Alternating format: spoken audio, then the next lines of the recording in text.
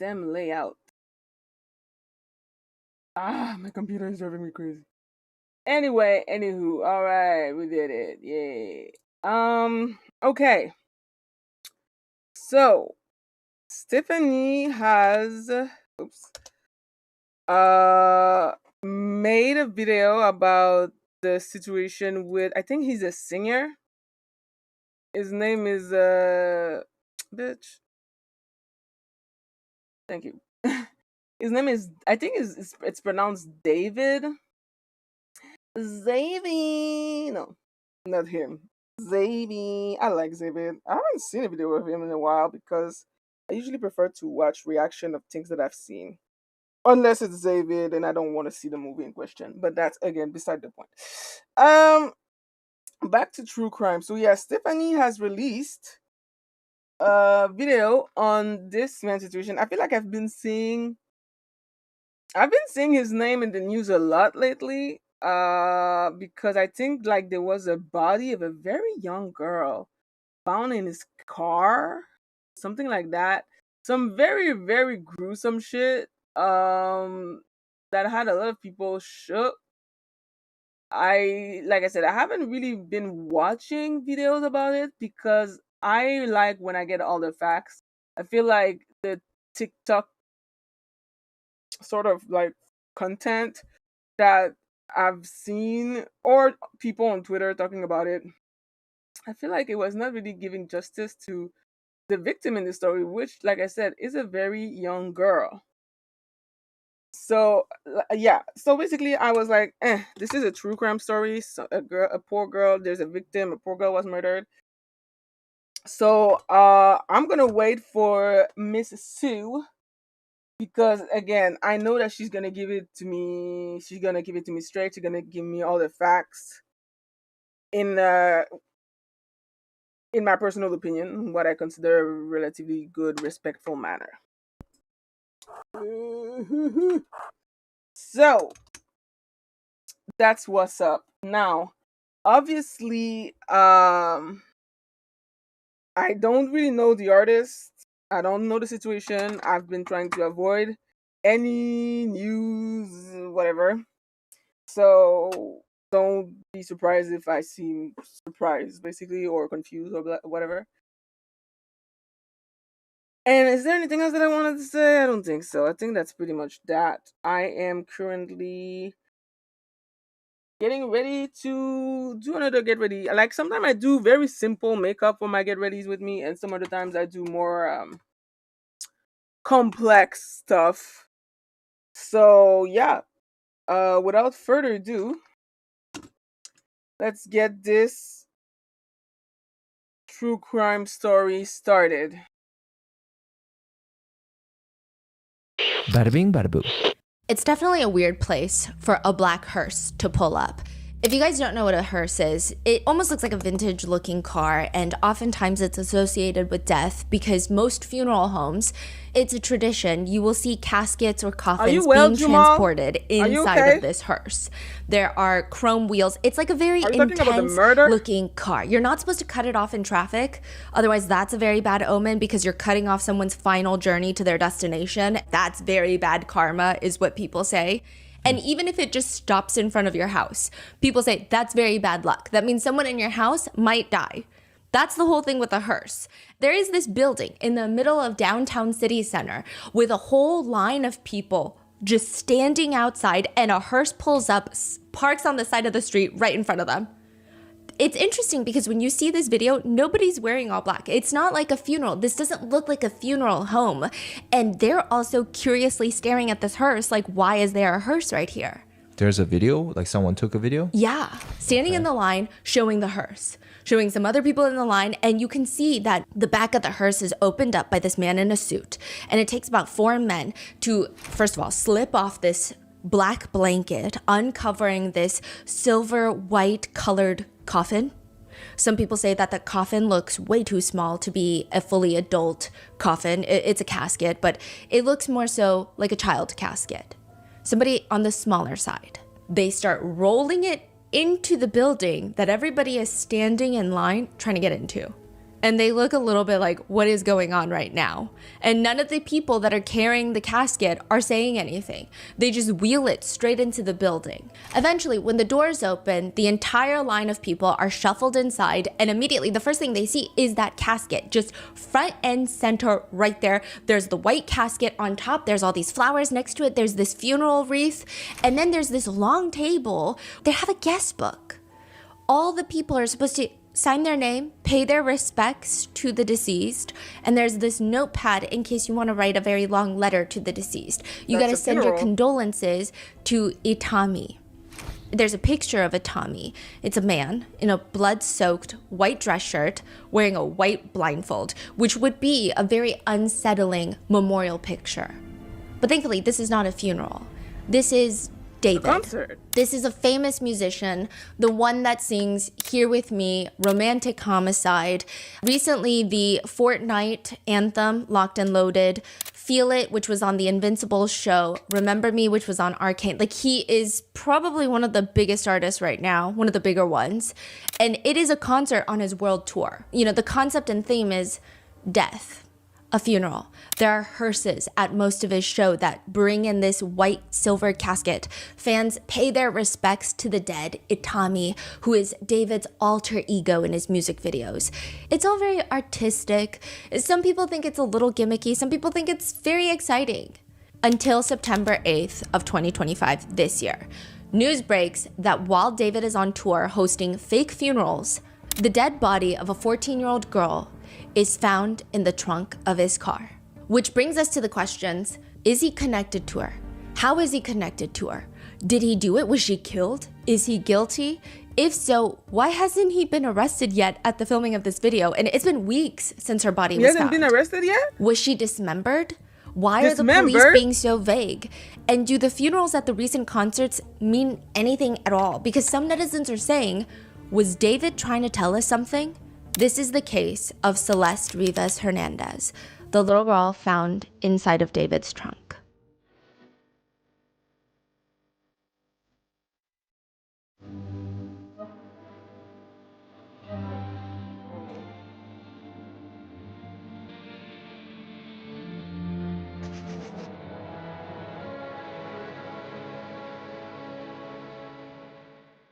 We would like to thank today's sponsors who have made it possible for Rotten Mango to support NCMEC, the National Center for Missing and Exploited Children. They are the nation's largest and most influential child protection organization. And this episode's partnerships have also made it possible to support Rotten Mango's growing team. And we'd also like to thank you guys for your continued support. As always, full show notes are available at rottenmangopodcast.com. A few sensitive topics for this case include allegations of grooming, CSA, as well as themes like gore, potential dismemberment, and decomp. Now, a super big part of this case is that as of filming this, there have been 0 arrest, convictions, or just really anything concrete besides these little tidbits of very vague, very polished press releases that authorities have given out. We're going to be covering all of those details and specifying which one is confirmed, but basically function on the assumption that everything is alleged. We did our best to debunk and verify all of the online rumors, and there are so many online rumors. We went down a whole maze of just online speculations, screenshots, screen recordings, people posting unreleased songs. And one thing we can deduce is that we don't really know anything at this point. We also want to disclaim that all screenshots and or media posted by people online can be edited or faked. We did our best to verify and try to get down to the original source, but even when we did, it's like they could have edited it. It could have been doctored. There's no way to say that this is real, and there's no way to even say that that's the exact person they're alleging behind the account. So there's so many different things until it's confirmed by authorities. I can't tell you what's real, what's fake. We tried to do our best. But one thing is clear, that everyone involved is technically innocent until proven guilty, beyond a reasonable doubt. So with that being said, let's get started. The musician David really likes the Korean invisible string theory. And I didn't even know that that was what it was called. And then I was talking to my dad about it, and it's called inyeon, which is a very intense concept. It's the concept that every single person in your life, you are tied to them by fate. So in Korea, there's this idea that you are tied to your soulmate through your pinkies with this invisible red string. And everything you do in life is just getting you closer to meeting your soulmate. Every single person that you meet on the street is supposed to propel you closer to your soulmate, unless you fuck it up, unless you're really mean to a friend and then the string falls off your finger. Some people believe that could happen. Other people say there's no way. You're tied to your soulmate forever. And it does also get dark. My dad was telling me that it sounds romantic. It sounds like something you would only see in a K-drama, and it's so loving, but you could be tied to the wrong soulmate. What does that mean? It's not happily ever after. It's this idea that every soulmate tie is formed after 8,000 lifetimes of karmic connections. So it's almost like after 8,000 karmic reactions, you finally have your soulmate. But those could have been bad karmic connections. So now you're tied to your soulmate, who happens to be either a very bad person or is very bad for you in your life. And then the next life you live, you're still going to be tied to that person. And it's just like this repetition of having the world's worst soulmate, if you will, to put it simply and not romantically. So it's a curse. So soulmate doesn't mean they're perfect for you. It just means you are stuck with this person. You're going to marry this person. Okay. Yeah, and you're going to be stuck with them. But it's not the concept of, oh, this is true love. Yeah, Some clearly. people take it as that, but my dad was like, well, most people don't, considering divorce rates these days. So it's more so that. Now, in an interview with Zach Sang, David, spelled D4VD, he says, I love that theory that everybody's connected in some way, in some form, spiritually. Zach Sang is asking him to break it down, and David says, so basically, it's a South Korean ideology where from birth, we are connected to our soulmate. That could be a lover, friends, teachers, anybody you're connected to them from birth. And you're led to them through the course of your life to meet them or interact with them at some point or to help them. They add something to your life. It's almost transactional, but it's like an emotional transaction. You're meant to help this person, or you're meant to learn something from this person. Me and you could have a string. So Zach Sang is asking, so does everybody have a lot of strings? There's so many. Yes, you're connected to so many different people. Yeah. And that connection can either be severed or not severed, depending on who you ask. Because there's also the Japanese version where the Scarlet Theory, where if you build too much bad karma, that could be severed. Or if you do somebody wrong, that connection is severed and it's not repairable. So there's different versions of all of this, but I view it as we are all connected through the universal emotion called love. And that's why my album is mostly dealing with the theme of love and that connection. I thought his theme was death. Yeah, and death. Oh, love and death. Love and death. Okay. He says in a separate video, everybody's connected from the invisible life force that connects you to either your soulmate or your friends you meet or people you encounter in your life. And if that's the case, people are now digging these videos up, and they're not even that old. His newest album recently came out this year. He's on tour for his newest album, the Withered Tour. And people are saying, okay, well, if you believe in soul ties, if you believe in these connections, how are you connected to the 13-year-old girl that went missing 17 months ago in early 2024? You know, a few years ago, I feel like there was this TikTok trend at one point, and I don't know how our brain rot keeps evolving, but it's song covers, very serious rap songs, very serious love songs. And it's like if they were all sung by Alvin and the Chipmunks, and it's just a high-pitched cover of the songs, and everything sounds goofy. And sometimes it's honestly better than the original song. Do you remember where all the TikTok sounds were also going viral, and it's like high-pitched, sped-up versions of every song? Yes. Yes, that's how David gets famous. His song? Not by his own music, but by Alvin and the Chipmunking everybody else's music. He would make edits where he sings someone's song, Beyonce, Billie Eilish. Oh, and he's singing it? Yes, and then he would Alvin and the Chipmunks edit it. Sometimes it would just be the track of it, and then he would edit it to sound like Alvin and the Chipmunks.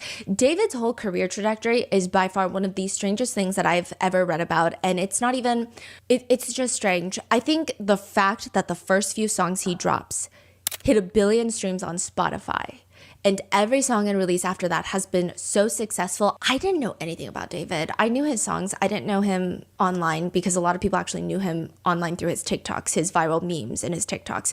But I would think that if you told me he was an industry plant, I'd be like, okay, no, I could see it. Because he just blew up out of nowhere.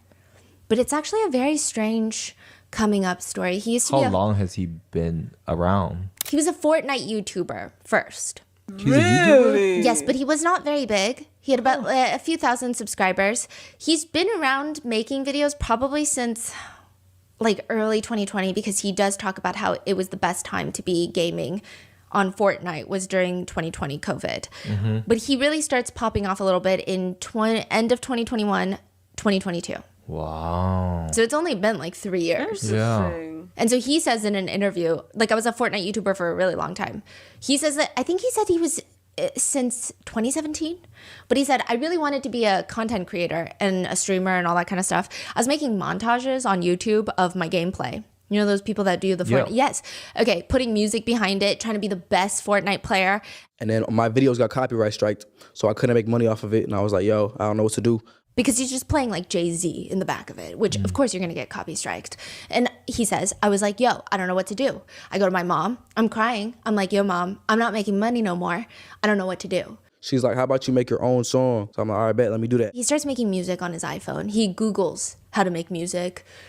That's wow. That's- He downloads Wild. BandLab and he goes into his sister's closet and he uses his wired headphones to make his very first song. He uses his sister's closet because he said the kitchen had too much echo, the living room was too big, his bedroom was also not great. So her clothes are basically the insulation for the closet studio and there is no AC in there. So the first day that he decides to make the song, he is sweating in there for 6 hours. He's just YouTube tutorialing his way through the entire thing. Finally, creates his first song, drops it, impressive. and he's telling everyone in the Fortnite community, hey, if you're getting copy striked like I did, use my song and I'm not going to copy strike you. It's royalty free. Like I got you. So these are people that have been very pissed off about copy striking. So yeah, they're going to use his freaking song. And he said it goes crazy. But it really only goes crazy in the Fortnite community. Meanwhile, he's working at Starbucks, still making the Fortnite montages, but with his own music now. And then he gets fired from Starbucks. Like, he has the very strange life story. He says his manager had given him this discount code. The manager's like, if you ever need to buy a sandwich and you're $3 short, use this code. He uses it a few times. He thinks it's an employee discount code. When new hires come in, he's training them, telling them the code and explaining it's an employee discount code. So once in a while, if you're $3 short, just use the discount code. It's not an employee discount code. He gets called to the manager's office and they accuse him of committing felonies. Wait, I'm confused. What is that code? I don't know. He never really further explains. That is weird. So is that like kind of like a hack? That like, oh, just use this, you get a little discount, and he just start telling him, why just use this. I think so, and I think he only saved like $14. He only used about $14 of it, but the manager says you're committing felonies, so he gets fired. It's not the same type of felonies, nor comparable to the severity of what he's accused by the internet as of right now of having committed, but David states that Starbucks accused him of committing many crimes, and he was fired. And he said, these are all the sandwiches that you stole from us in the past 3 weeks. Like, this is what his manager is telling him. David argues, again, he thought it was a discount code, and he was like, just take it out of my paycheck, but they refused. He said the whole situation was just crazy, bro. And I was like, you know what? It's a blessing in disguise. That means I get more time to work on music, which I'm already about to make money on. You know what I'm saying? So I'm about to make money on music. I really don't need this job right now. I really just focus on Fortnite, focus on music. People were just demanding more music, and David says it just kind of became this thing where the music was getting more popular than the Fortnite videos. My SoundCloud numbers surpassed my Fortnite video numbers. It was getting crazy. What are those songs you that's must be fucking released, or talented are to they just achieve like that. random They're songs? out. They're out? Yeah, they're out. They're big now? those They're songs? big now. Even the first few that he made? Yes. But they're not doing the crazy numbers that his next few songs make. So after these Fortnite songs, he's still making these songs, but he decides that not just on SoundCloud, he wants to get attention on TikTok. So TikTok, he mainly is still just posting Fortnite videos and now Alvin and the Chipmunks. That's his Alvin and the Chipmunks era. He also starts posting random memes and everything is like Alvin and the Chipmunk pitch. And then he drops a few of his most famous songs casually. Here With Me, the very famous song, and Romantic Homicide, both of which have over 1 billion streams on Spotify. Okay, I'm not gonna lie. I am so not familiar. I feel like I've seen this name.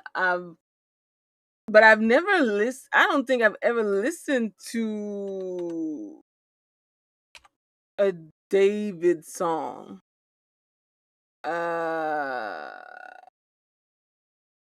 Both getting up.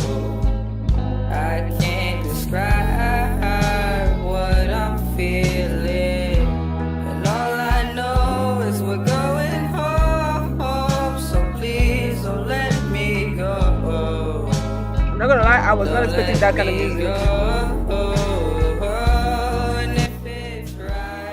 I was not expecting this kind of music for some reason. Okay. Bro, how the fuck? Okay, that's kind of like the same soundtrack. Oh, wait, is that a continuation? It looks like a continuation of it.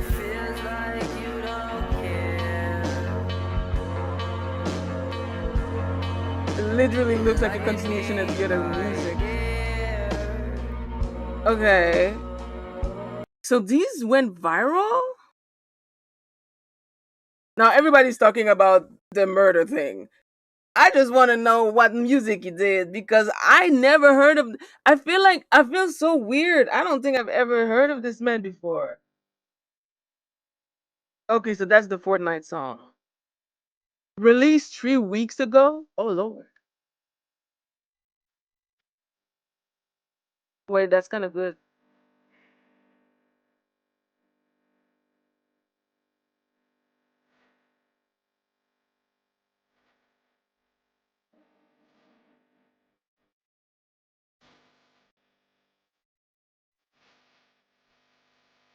Wait, that man literally just learned how to do music in his. Like, I'm sorry, but talent wise, I'm very impressed. Mind you, 3 weeks ago, so he probably has a team now. But he started in his that's kind of crazy. I am very impressed by the way he became famous. That's very inspiring.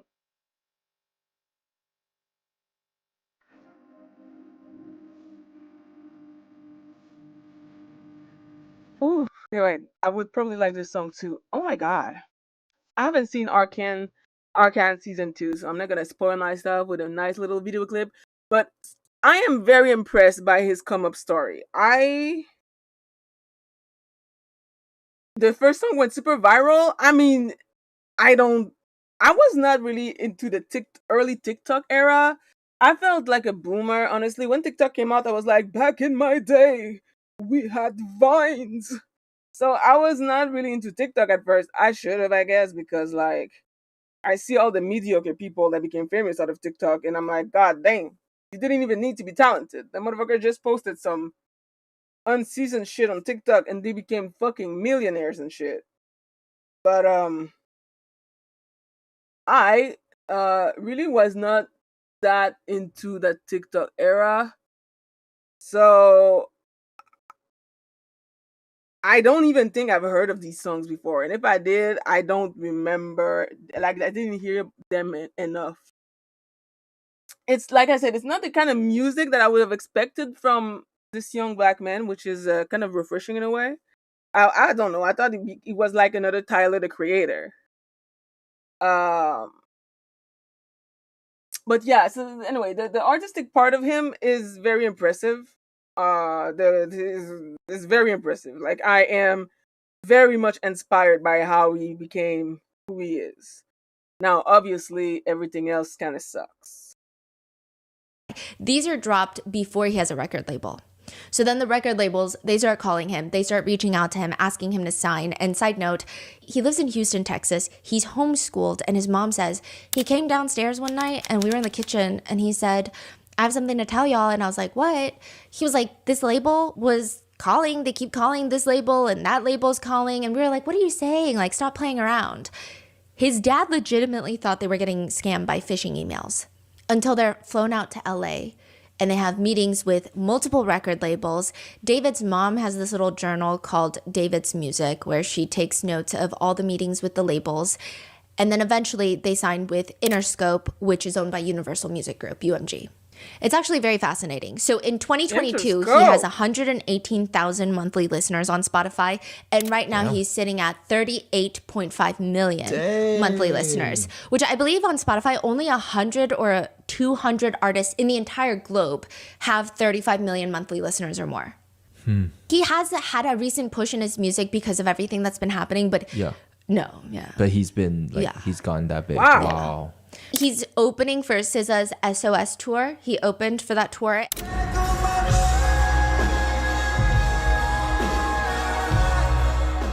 And I do think that a lot of people like to find reasons to hate people who suddenly get famous. And like, again, I'm telling you everything that's happened in the context of that time, not in 2025. This is when he first starts blowing up. So just giving you the context. From what I can tell, he was very generally well-liked at that point. It's very hard for people to even argue that he's not talented.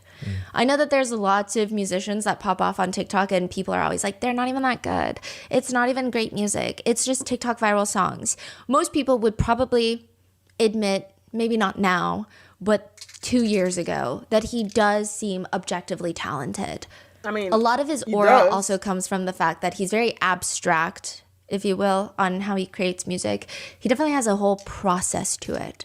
He still likes to primarily record on his phone. Even if he goes to the studio to collaborate with very big artists, which he has done, he will come back home and record it on his phone, and that will be the one that's released. Wow. Which I do think a lot of people liked that. Yes. He said at one point he was making 9 songs a day. The overwhelming majority have not been released. But I think in hindsight, this adds to lots of people's speculations that there have been unreleased songs. So it's clear that he has a huge vault of music that has yet to be released. I think a lot of people also like the fact that he did get a vocal coach at the height of his career, which a lot of artists will have one. And a huge factor for that being you can blow out your voice to the point where you cannot sing for weeks at a time, which would be your livelihood. It's very important. But David says that he had a vocal coach for a minute, but quote, but then I realized I started this thing in the most unorthodox way possible, just off Fortnite and BandLab, so I quit. And I turned to YouTube tutorials, looked it up on YouTube. I remember I was training for the big show in Houston the other day, and I was like, how to do vocal warm-ups and how to do vocal runs just on YouTube before the show. And I was just going crazy on YouTube, bro. Honestly. Which sounds like he's a very relaxed artist who doesn't really care. I'm sorry, that's but not one impressive. reporter who interviewed David for a magazine cover says he is not going to let anything stand between him and making his dreams a reality. His career blows up so quickly that there's just no transitioning into it. David says, I went from never going to a concert. The first concert I went to was my own. And now I'm doing a 50-show tour. It was crazy. I mean, having no prior knowledge of any concert, any With show, a my parents never took me to any bonnet on, concerts, sir? and having my first This show man be does my not own care. show was probably the best way I could have approached live shows. David goes from being homeschooled to suddenly moving to the Hollywood Hills, going on tours, opening for SZA. He does say that homeschooling took one of the biggest tolls on him, just the isolation aspect of it. Yeah. He says, I made a couple of friends that were homeschooled, but there was no extracurricular activities. It was just me at home playing Fortnite, getting schoolwork done, learning how to code and build computers for 4 years. Wait, how old is he? He was only homeschooled for 4 years in high school, but right now, today, he's 20 years old. He's 20 right now? Yes. So, and this is like So 3 young. years ago, right? Yes. So he was like 17? Yes. 17, 18? Wow. Wait, is he? Yes, he's 20 right now. But one of the big outlets he has when he's being homeschooled is parkour. Parkour, literally. David's dad grew up doing martial arts, so he wanted his sons to have some sort of discipline created through that type of hobby. So they go to a parkour warehouse. David did go viral because he attempted a backflip at Coachella and he lost infinite aura. That was like the meme because That he is tried to use the fucking stage hilarious. as leverage for a backflip. It was very slippery, so he just fell straight on his back and his neck. He says, I'm embracing it. We all miss a backflip once in our lives. Facts. But even I the used guys to that do work at the gymnastics. parkour facility in Houston, I mean, they've known David for a minute. They say that when he started homeschooling for high school, they could tell. They say, I could just see the shift in his energy. I could see the shift in his energy. This becomes important later. I've always kind of noticed when he would come in, just headphones on, it was just the fact that I think he felt very disconnected.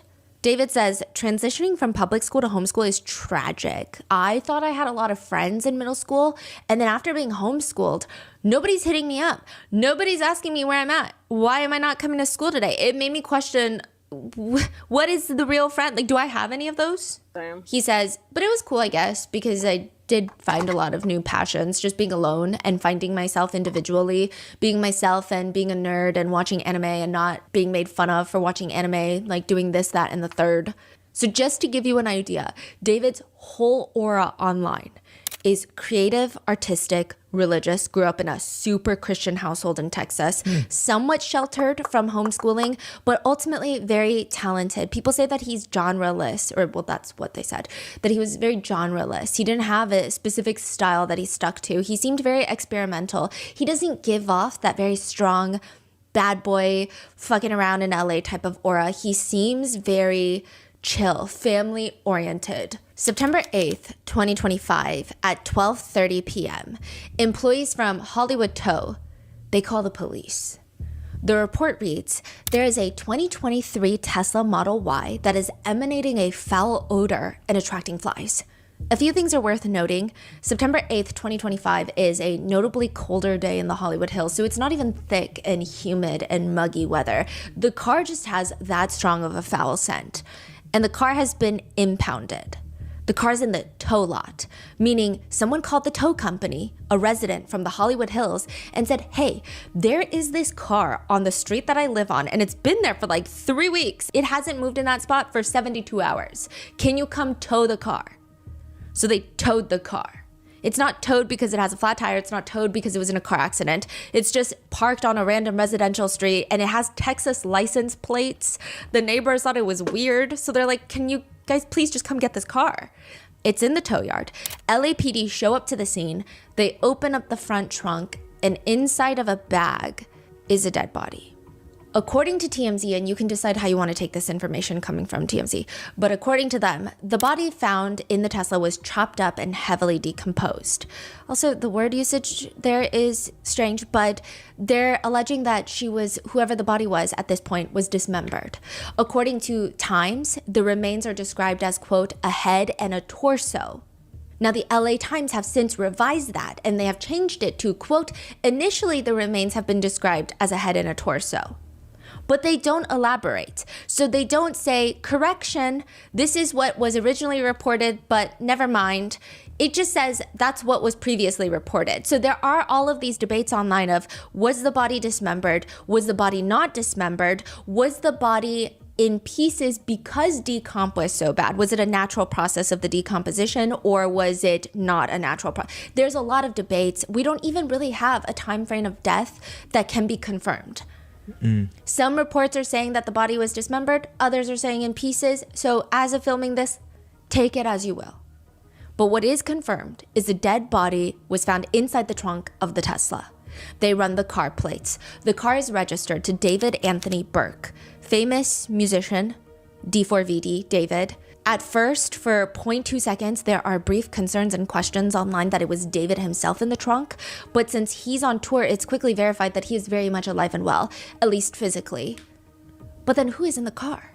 That same day, a TikTok from March 9th, 2023. So this is years ago. 2.5 years ago. Yeah. That starts circulating, and the video starts showing up on people's feeds again. The algorithm is pumping it out after 2 years. It's a creator by the name of Nicholas, and he's in the aisle of a grocery store. The camera's rolling behind him, and it's obviously a bit. It's like the, hey, what do you do for work type of, hey, how much do you pay for rent? It's one of those TikToks in a grocery store. He sees someone going through the chip aisle. Excuse me, quick question. The guy looks up. It's David. He's wearing a white dress shirt covered in blood. So remember his Itami alter ego. That's all. You can tell it's Itami because he is always wearing a white dress shirt covered in blood. Is this like a character he's playing right now? It's a character in his music videos that shows up frequently in pretty much almost all of his music videos for the past 3 years. Oh, every video. Almost all of them. Wow. Almost all. In this one, he's at a grocery store dressed up as that character. Yes. I see. And there's like a bloody handprint on one side of the shirt. He's holding a giant tub of Tide laundry detergent. When he turns around, Nicholas notices, I mean, it's obviously a staged collaboration. Oh shit, what are you up to? You call me my work clothes, bro. You know, I still got the tie. I'm trying to clean up a little bit. You think Tyler's gonna get all that out? I hope so. What's your name? David, How are you feeling today? it's raining outside. I think I got a cold. I'm kind of sick. What song do you put on when you're in bed and feeling sick? Romantic homicide. How does that one go? I'm scared. And in the middle of the chip aisle, David starts singing, I'm scared, it feels like you don't care, in the back of my mind, you died. The video starts getting pushed out to the algorithms once the news breaks that a body was found inside of his trunk.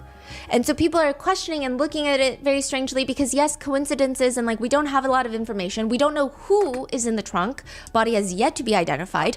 David is on tour when this body is found. So there's not a strong connection that people are side-eyeing too heavily by this point. It's just, it's weird. And this video, people are almost making memes. I don't think it's appropriate, but they are making memes of like, oh, work clothes, you say? So what do you do for work? So there's all of these questions. It's not like a strong, he's guilty of something, lock him up, he did something. It's more so, this is all weird and the internet is going to do what the internet does. But that's all we really know at this point. I mean, and it's practically nothing. We know that a body is found in his trunk. We know that his Tesla was left out on a public street outside of his Hollywood Hills house that his manager was renting, that David was most likely living in. So the lease is under his manager's name, Josh Marshall, but David is most likely living there. The Tesla was parked for the past 3 weeks, but 72 hours, it hasn't really moved. People in LA do not play about parking your car on the street without parking permits. It gets towed to Hollywood Tow. They call, they say it's a scent, and this car has never been registered as stolen. Which doesn't necessarily mean it wasn't stolen. It just has not been reported as being stolen.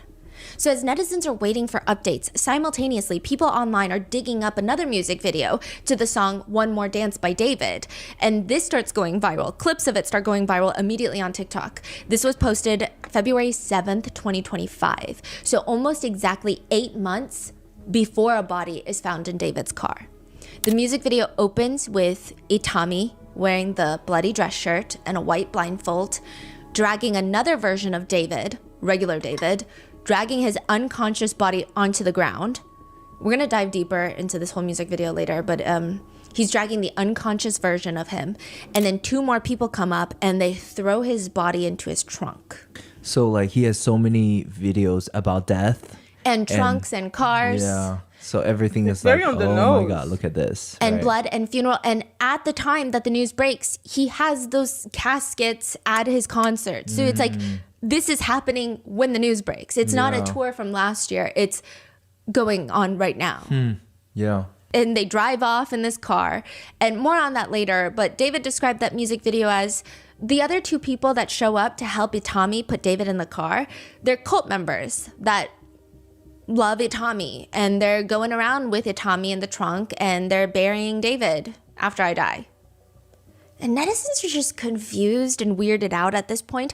But again, none of the comments by this point in time are saying that he's guilty. They're just saying, this is very strange. This is odd. This is weird. What are the odds that he has a music video where he's shoving someone, albeit himself, into the trunk of a car, and then there's a dead body found in the trunk of his car? Like, the odds of that must be pretty low, right?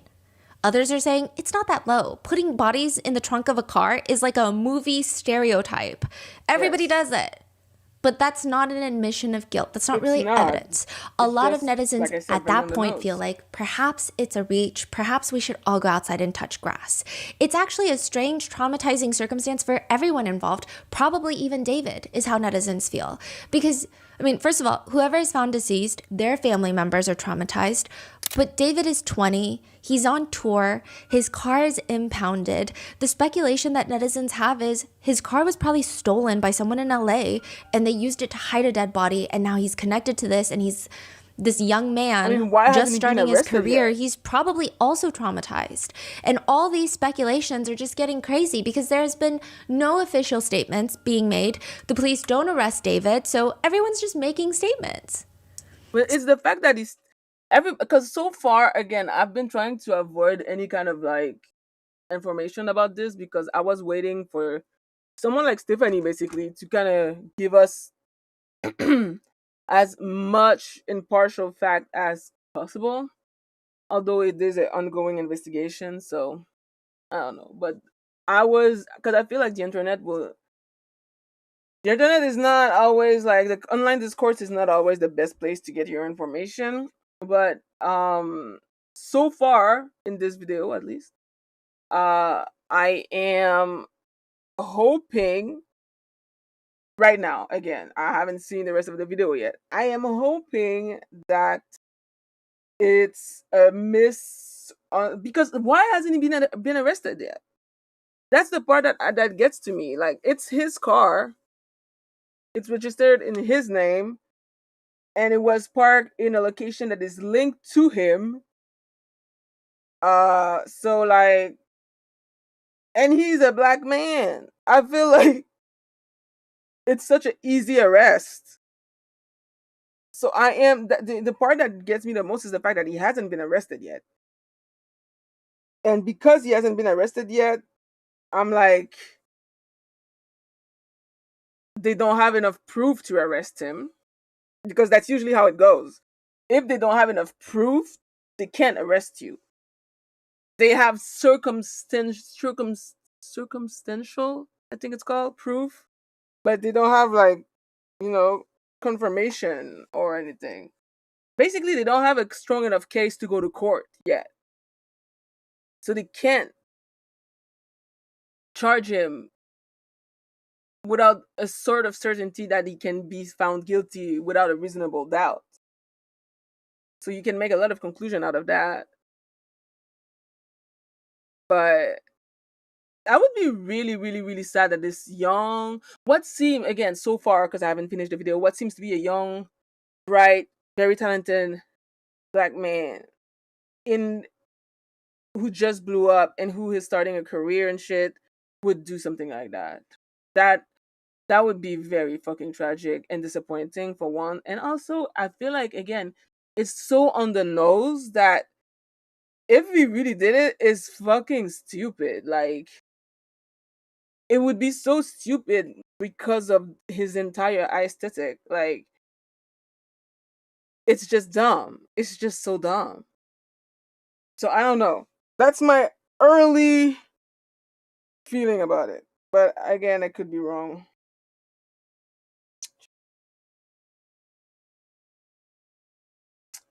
There's not enough evidence to make an arrest. Identify the body connected to the suspect.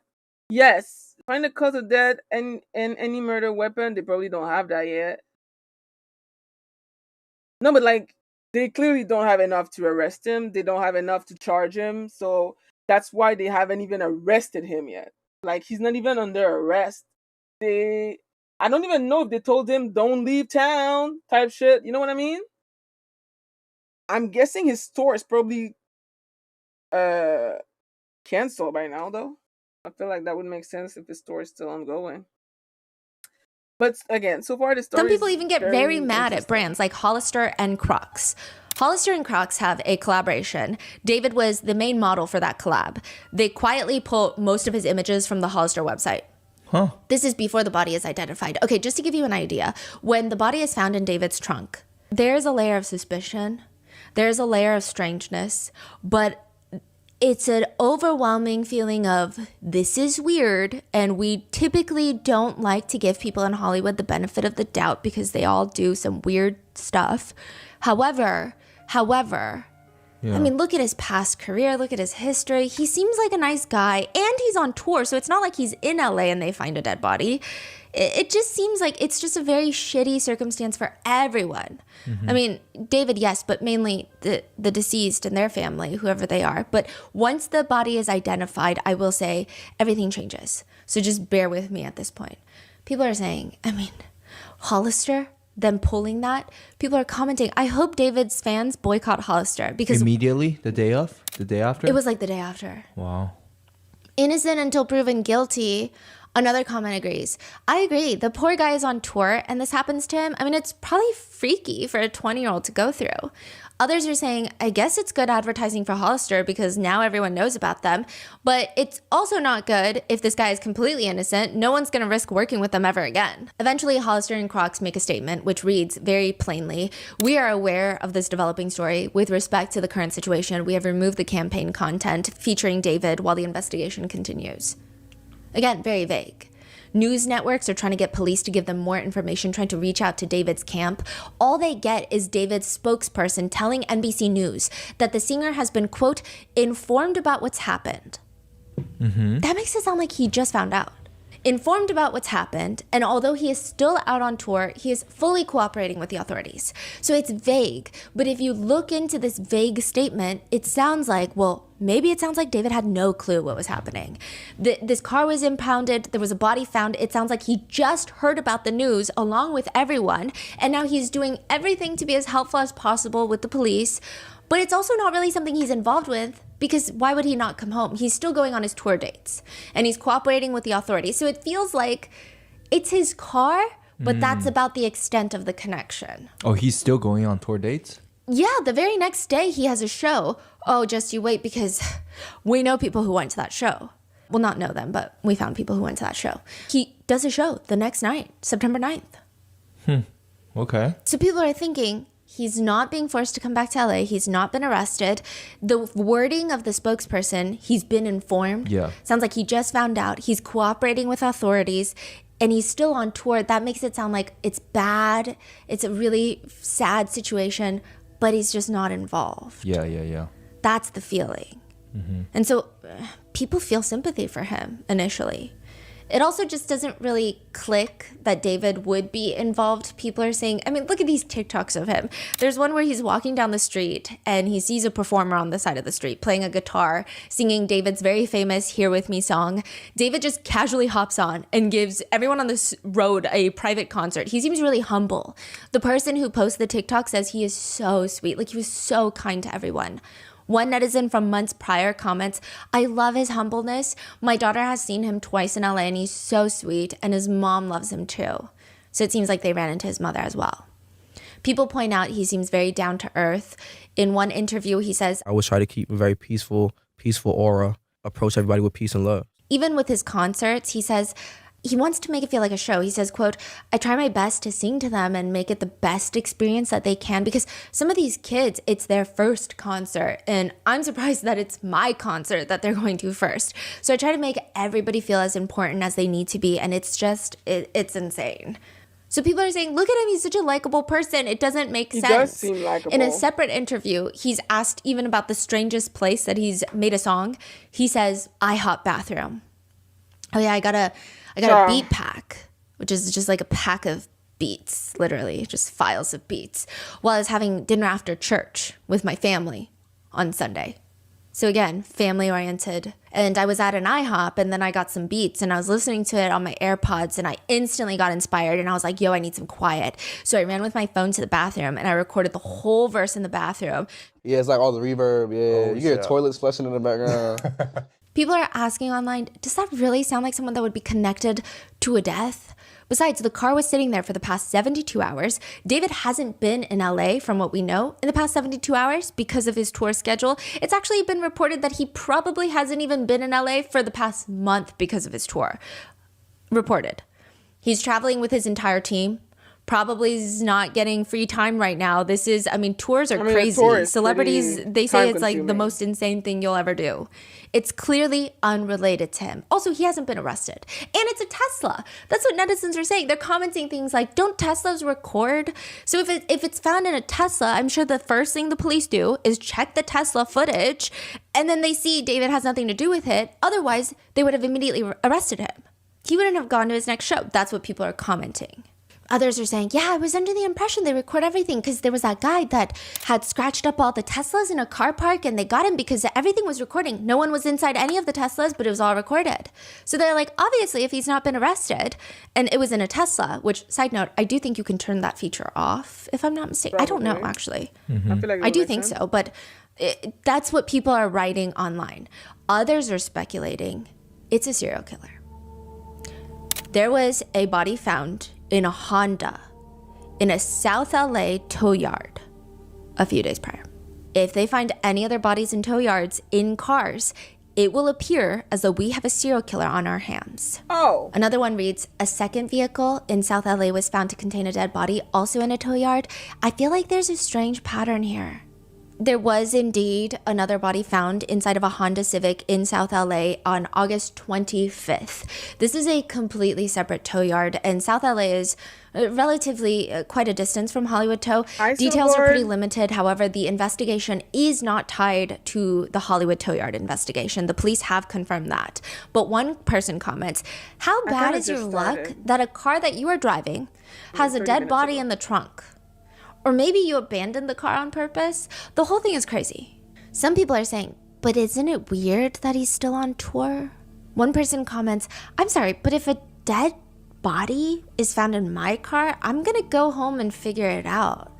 It seems weird. I mean, unless I'm not, it depends. It depends. Like if a dead body is found in my car, I know I didn't do shit. I would be horrified. I'd be like, bitch, what do you mean a body was found in my car? Like, But if, I don't know, I'm super busy because of work and shit and life, what am I supposed to do?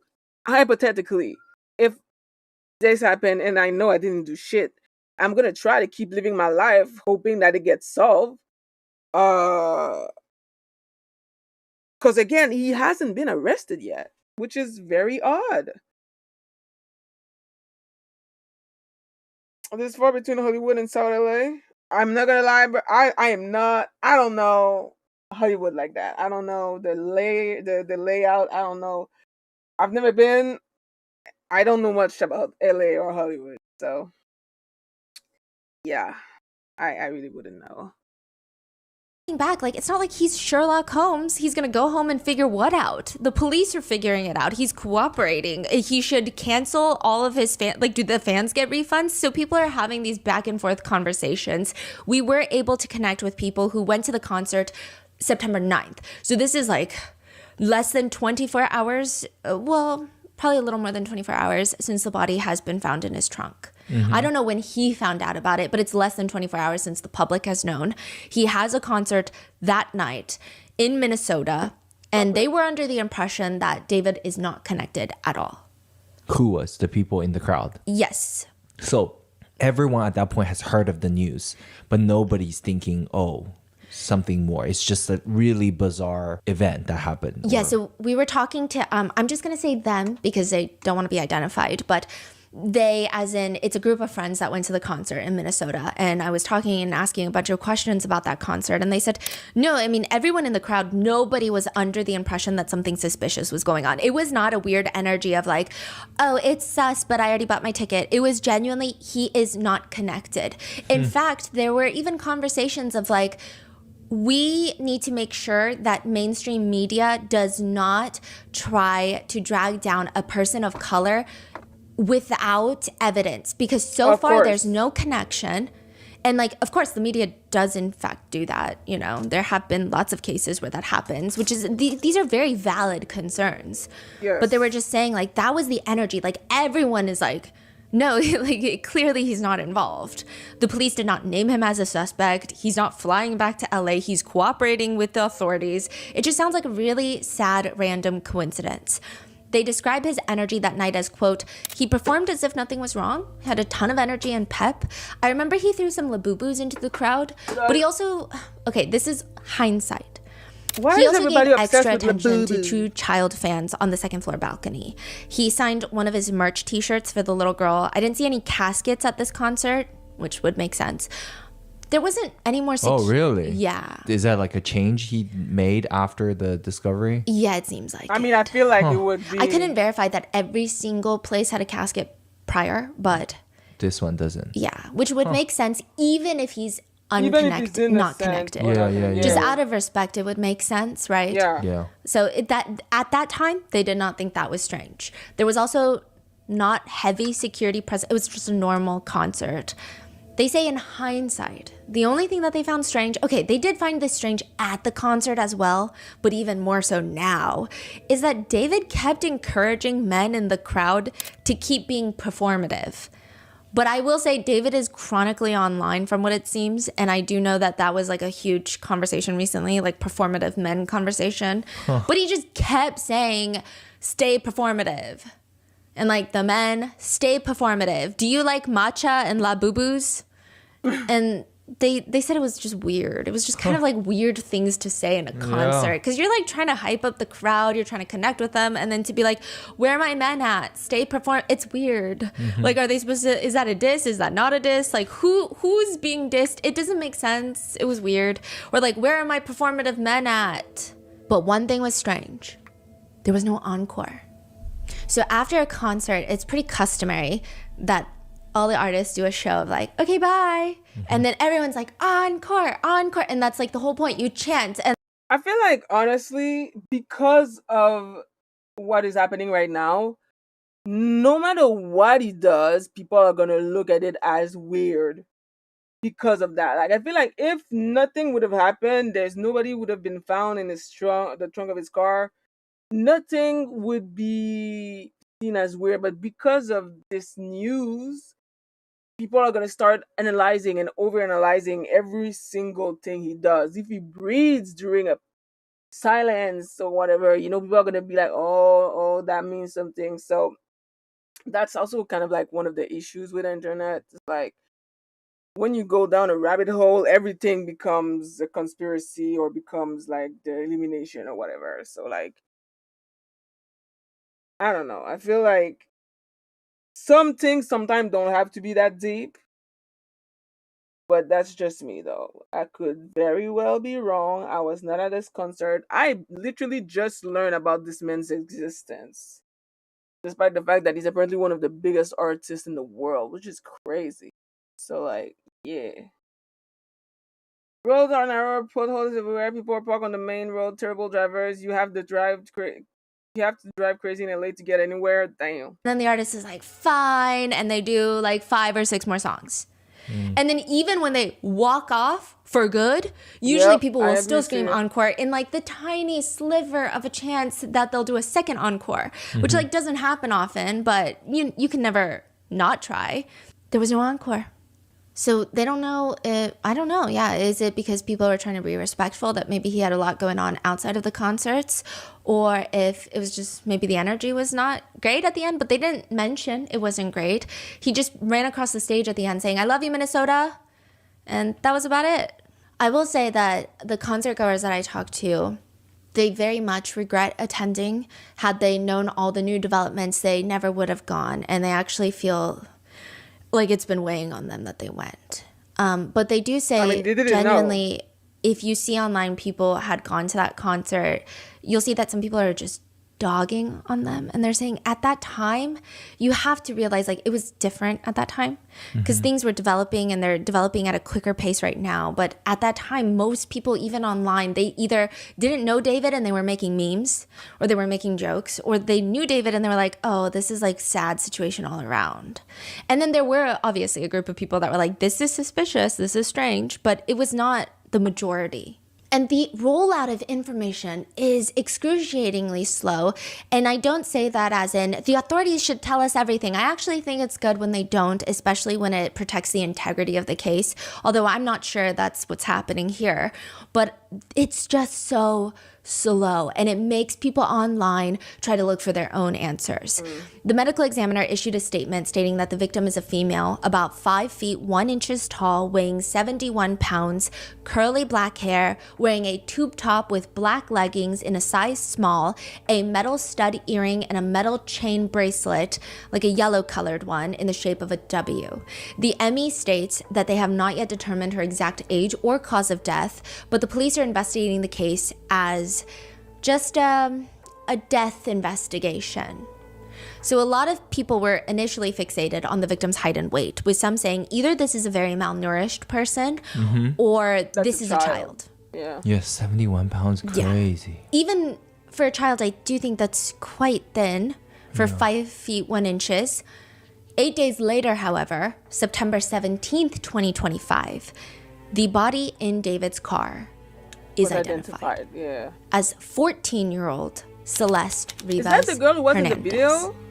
News reports often state that she was 15 years old, but according to the Emmy reports, she was found severely decomposed on September 8th, 2025. Her birthday is the day before, September 7th. Oh, that's fucking sad. So it is very That's likely sad. that she would have not made it to her 15th birthday. The Emmy further states she appears to have been deceased inside the vehicle for an extended period of time before being found.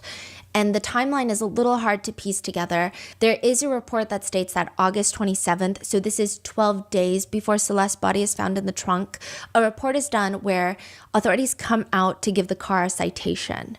And they do note a big dent in the rear end of the Tesla. They mark where the Tesla is parked with white chalk to see if it's going to move around. Oh, the car has been sitting there for 12 days? Okay, so it's all very vague. Some neighbors are saying, we've seen that Tesla around for like the past 3 weeks, just kind of, they don't necessarily say moving around, but it seems like no one's paying exact attention of where that Tesla is parked every day. So they're like, I feel like we've seen that for about 3 weeks, like that car. Yeah. But it is confirmed that the car had not moved in the past 72 hours because that's when you can tow it. That's why they did the white chalk. They eventually tow the car. But the police came out to write the report. Yes. When was that again? That was 12 days before. So they just 12 report like a days big dent. But it's not like immediate. It's not like 72 hours, let me come back. It just seemed like it was, you know, no one had, it didn't seem urgent. Yeah. But then Tesla also have like insane, you can log it. Like, so you can check everything. Yeah. Where has it been? The neighbors say the car has been around, and the medical examiner says the body is decomposed to the point that examiners could not determine age, eye color, and ethnicity. Oh, wow. When it is revealed that the body belonged to Celeste Rivas Hernandez, people find out that she went to school about 80 miles out of Los Angeles in Lake Elsinore. Celeste has been reported as a missing child multiple times prior, but most recently, she was reported missing April 5th of 2024. So well over a year ago. But the big question now is, where has Celeste been since April of 2024? How is she connected to David? How did she die? Where was she for the past year? What was she doing? Was she with David? The only tidbit of information the public gets once she's been further identified is, some people knew about this information prior to the identification of the body. A lot of reports on TMZ were talking about it, but I think maybe some people take TMZ with many grains of salt, naturally. She does have a tattoo, like tattooed on her right index finger in red ink, which David also has a matching one. The people who are fans of David or wanted to give him the benefit of the doubt before Celeste is identified, when they hear that news, they think it's not the most uncommon tattoo. Rihanna made it popular. So Rihanna had that tattoo. David's a musician. He's probably very much into Rihanna. It just seems like lots of people have that kind of tattoo. Maybe it's like having a butterfly tattoo. It's not the most crazy, insane, unique piece that's ever been done. Okay. But comments read, there's only 3 options. This dude needs to change his circle, or he's involved, or he's got too many damn cars. So people are saying either someone in his circle did this, because David was, there's also reports that lots of people had access to the car. That's what the police said. David's crew, probably his camp, his team, everyone had access to most of his vehicles. I'm assuming he's a celebrity. He's on tour. It seems like everyone could get it. Maybe assistants used it. Maybe his manager used it. I don't know, right? So it seemed like lots of people were in and out of that car. So people are saying either someone in his circle did it, or he's involved, or he has so many cars they're getting lost and stolen and all these weird things are happening. But then, the same day, a tweet starts making the rounds online of the original poster. So this is the original poster of the tweet. They're saying, David Discord chat shows matching name Celeste Rivas Hernandez. Not a good look at all. Looks like some people knew, basically alleging that yes, the body has been identified, and not only that, there are connections between David and Celeste. so They're saying this is not a random link. This is not a random body that's been found inside of David's trunk. This is somebody that he knew, perhaps intimately. And this OP on Twitter, they start posting screenshots of a Discord server. So Discord, if you guys are unfamiliar, it's like a messaging app. People join a server and then you can just like talk to everybody on that server. And David is in that server. So this is David's Discord server, and he's been very active. He's previously spoken about Discord in interviews. He's even pre-released songs on Discord, I believe. So this is a very big part of his life. October 23, 2022. 18 months before Celeste is reported missing. She would have just recently turned 12 years old. David asks in the Discord, Celeste in here? Question mark, question mark, question mark. Just Celeste, not her full name. Yes. How do we know it's okay? That's all he says, Celeste. Yes. Okay. A username, Celeste, responds back, hi, David Bark. So making a fun dig at his name, David Burke is his real name. Okay.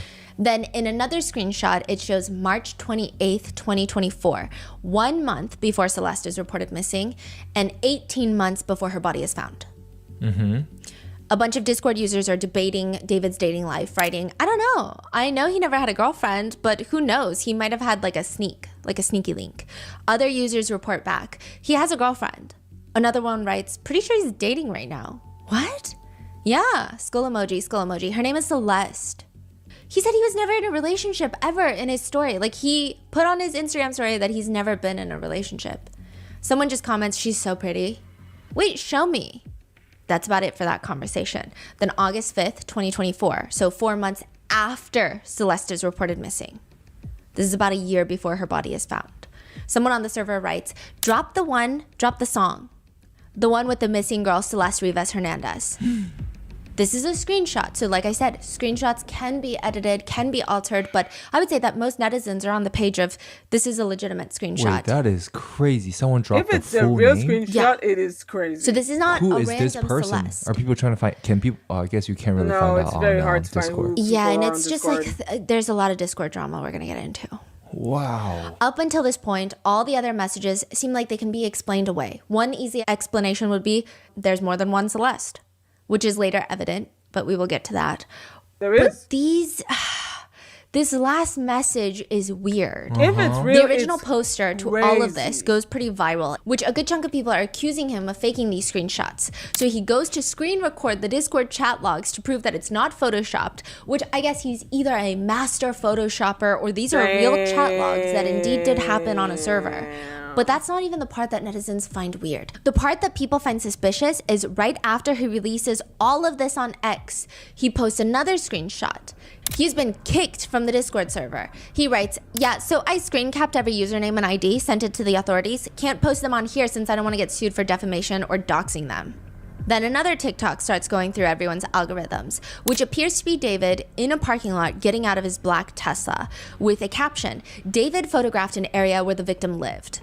I will say, we have no clue where this picture was taken with 100% accuracy. We don't have metadata for the picture. It could be in Lake Elsinore, it could be in Kentucky. Some netizens have taken to Google Maps to geolocate the exact location, and if I had to make a judgment, a personal opinion, it does appear that he was in Lake Elsinore.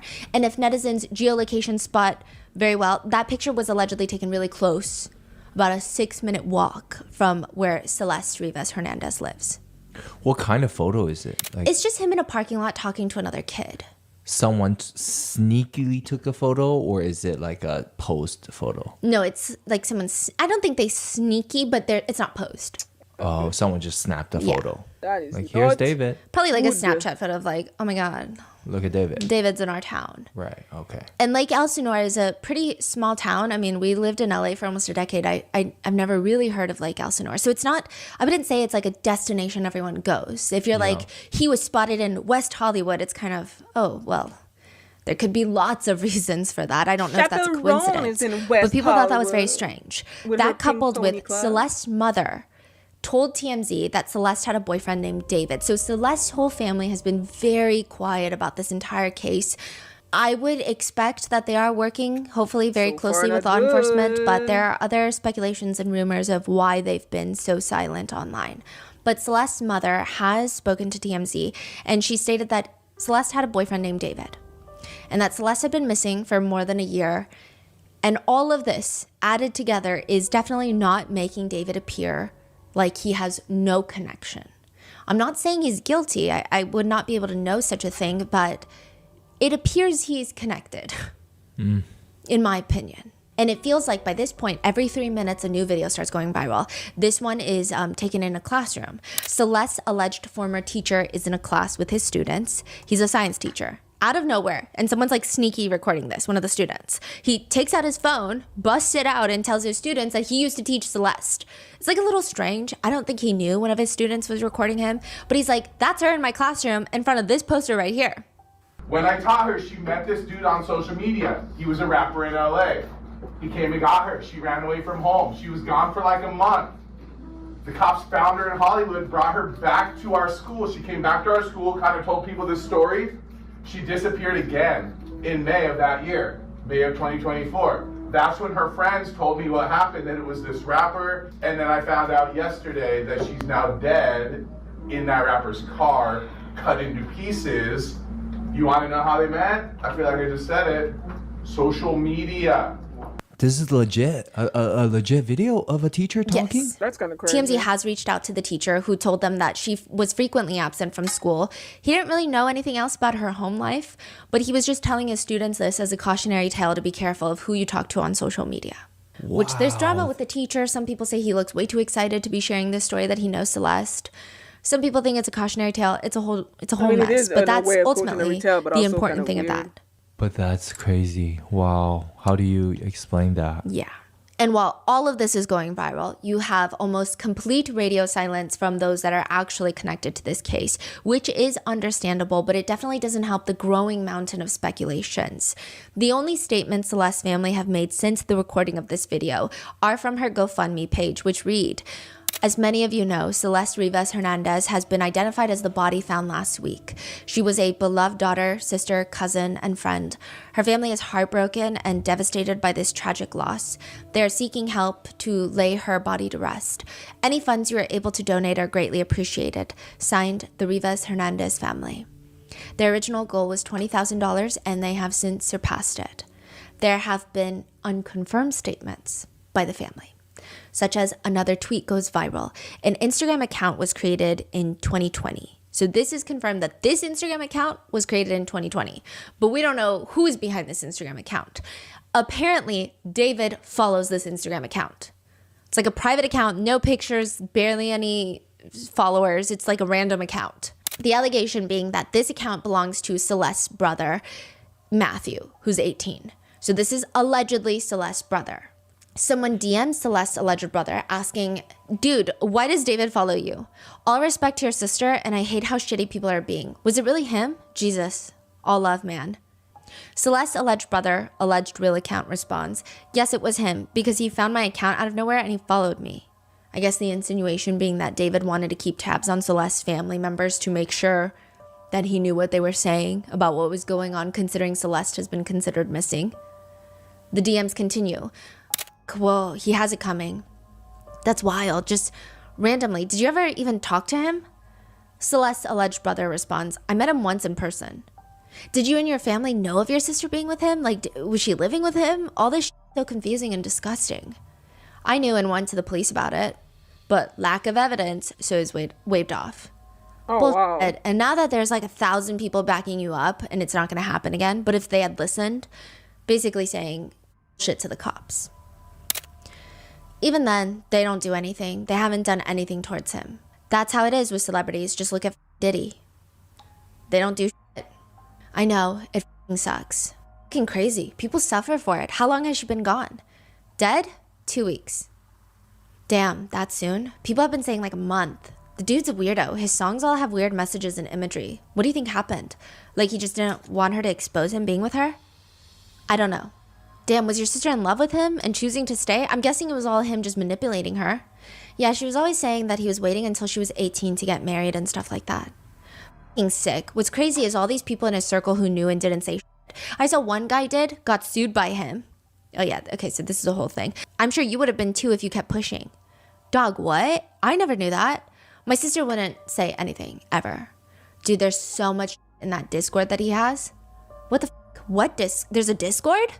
The person allegedly talking to allegedly Celeste's brother sends screenshots of Discord conversations, and Celeste's alleged brother writes back, "What the fuck? No f***ing way, dude. Please send me more if you know, dude. Dude, I never knew this shit. I wish I had known. I could have used this. I don't even have Discord."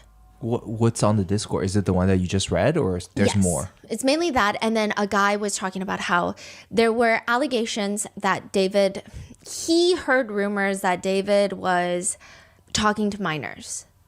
And he had said something about it, and David threatened to sue him for defamation. And David even talked about it on his Discord, allegedly, where he wrote, like, he's about to owe me $30K for the defamation lawsuit.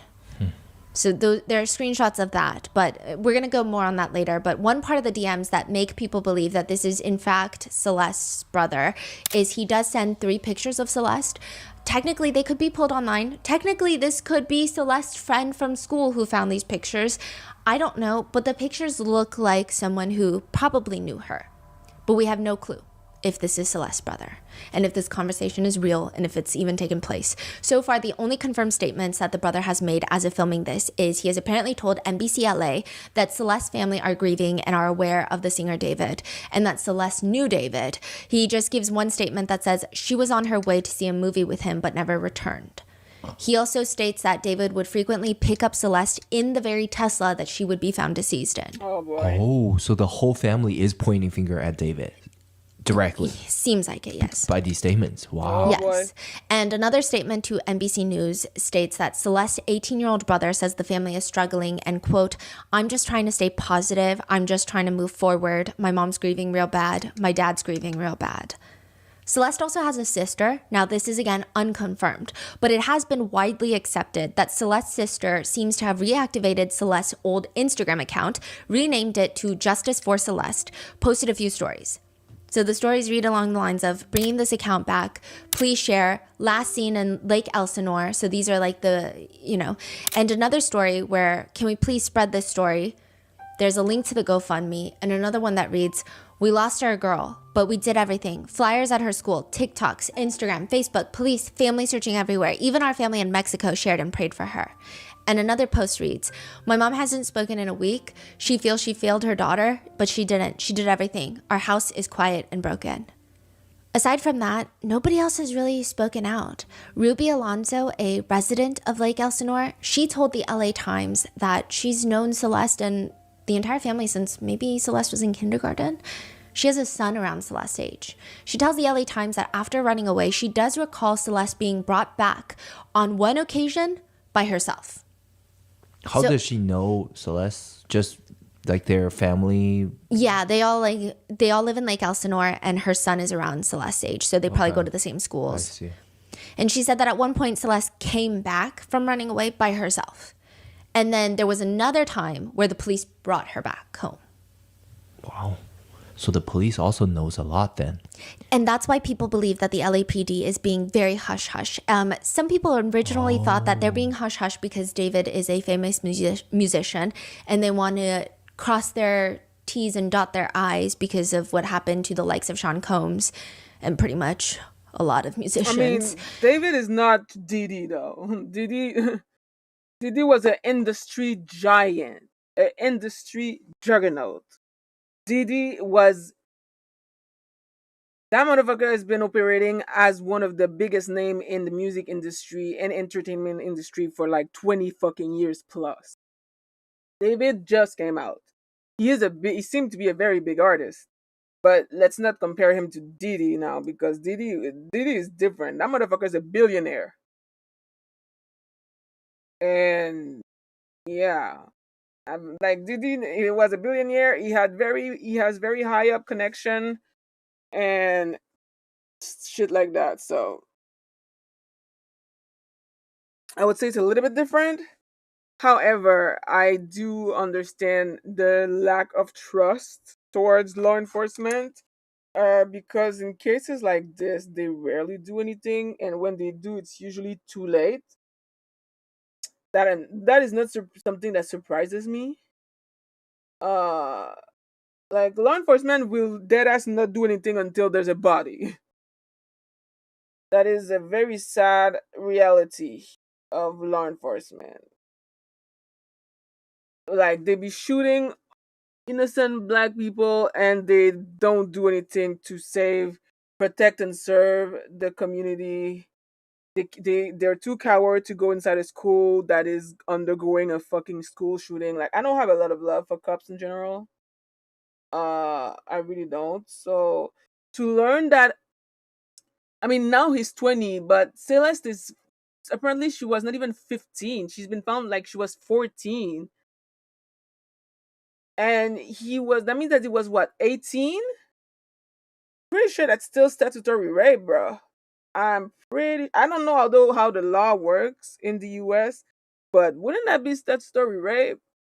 Am I tripping? Because that to me feels like statutory rape. Like, because he's 18 now. He has no business hanging around a girl that age. 1. 2, again, who is the girl in his video clip? Because they look so similar, and that's very creepy. Like, they look so similar. Like, the photo that we saw and the girl in the video that we saw, that I watched earlier to learn to know who this man is. Like, oops. What's the reality? Like, this is that the one? No, this video clip. Like, I was shook because it deadass looks like this girl, and that would be crazy if that's her. That would be very crazy because they look way too similar for this to be comfortable. I'm gonna. Is that, yeah, her.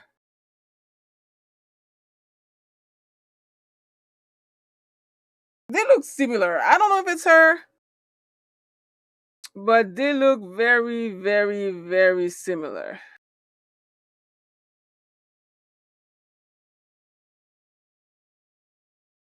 Which I think is the case, but I also think that they're taking their time to probably cover their own problems. So they know this girl probably has a connection with David already, but they didn't do enough, for example. Yes, and a big topic of the conversation is, had this 14-year-old girl been white, the whole town would have been flipped upside down. Facts.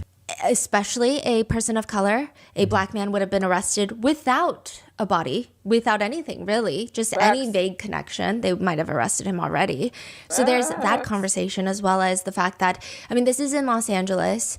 She's Latina, and they come from a not so well socioeconomic background, and it's just the reoccurring conversation of, in LA, the backbone of LA is the Latino community, and yet when something happens to them, the police don't care. So there have been lots of big discourse that I think the police are trying to make us shut up, basically. I see. Yes. And the teacher even said that Celeste was brought back from Hollywood. If that's the case, who knows how much the police know? From Hollywood is a very, very specific statement to make. Not just brought back from LA. Yeah. It's like, it's weird. Yeah. Ultimately, Ruby, the neighbor, says she deserves justice. It's just so sad. She was studious, a hard worker, and intelligent. Another resident, the Nadaf family, they own Del Lago Spirits, which is a business that's been in the area for the past 11 years. He tells the LA Times that March 19th, so this was in 2024, almost 2 years ago. No, like a year and a half ago. Celeste's sister came in to ask for footage.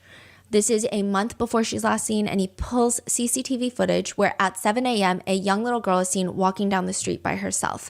He says he believes that that's Celeste. And he believes that she got into a car down the street from the store, but she walked out of frame, so he can't see the car, he can't be certain, but he thinks that this is Celeste. He states the police have not contacted him for this video, but he does remember Celeste. She and her friends would stop by to buy some snacks here and there, and he says, she was always so quiet, shy, just a sweet child. I feel a connection to the community, and it's just so heartbreaking to see this. But none of the statements really answer any questions. As for David's side, there was that brief statement that David was made aware he's cooperating with the authorities, but that statement was before the body has been identified. Because after that, He cancels most of his tour dates and nothing, radio silence. All we know is that he has retained an attorney. Now, I will say retaining an attorney in a situation like this, even if he is innocent, would not be suspicious. I think that that would be the smart thing to do. But people think it's weird that he canceled his tour dates after the body is identified. So when the body is found in his trunk, that seems like the appropriate time. Well, that's when the... I mean, no. Yes and no. Again, like I said, hypothetically, if there's a body that would be found in my car and I have nothing to do with it, I would be horrified, disgusted, scared, confused. But does that mean that I should stop my entire life? Not necessarily. If he's innocent, I understand him continuing to do his thing. Now, the problem, I feel like the whole cancellation thing makes sense now because the body has been identified and now it's becoming like an internet discussion. It's becoming an internet topic and now everybody's talking about it. It's kind of over in a way where like it's no longer just speculation, you know, it's no longer just like uncertainty. There's too much things that are linking him to this alleged crime for him to keep on living his life, whether he is guilty or not. Even if he was innocent, I still think that it would be better to cancel the rest of the tour because this is becoming too big at this point. TikTok has got a hold of it. A lot of the commentary community is getting a hold of this case. Like now everybody's talking about it. Can't ignore that anymore. It can't be ignored. It can't be pushed aside. So yeah, now he has to do something, and I do understand the whole cancellation thing. Now, obviously, that makes him more guilty in the eyes of some people. I can understand that, but I feel like that's the normal thing to do, even if you're innocent. Now, the more we hear about this case, the more uncomfortable I get. The more it seems that he would be somehow linked to the disappearance of this young girl. I'm extremely uncomfortable with the age gap. The age gap, I don't like that at all. I find that very, very disgusting, very weird.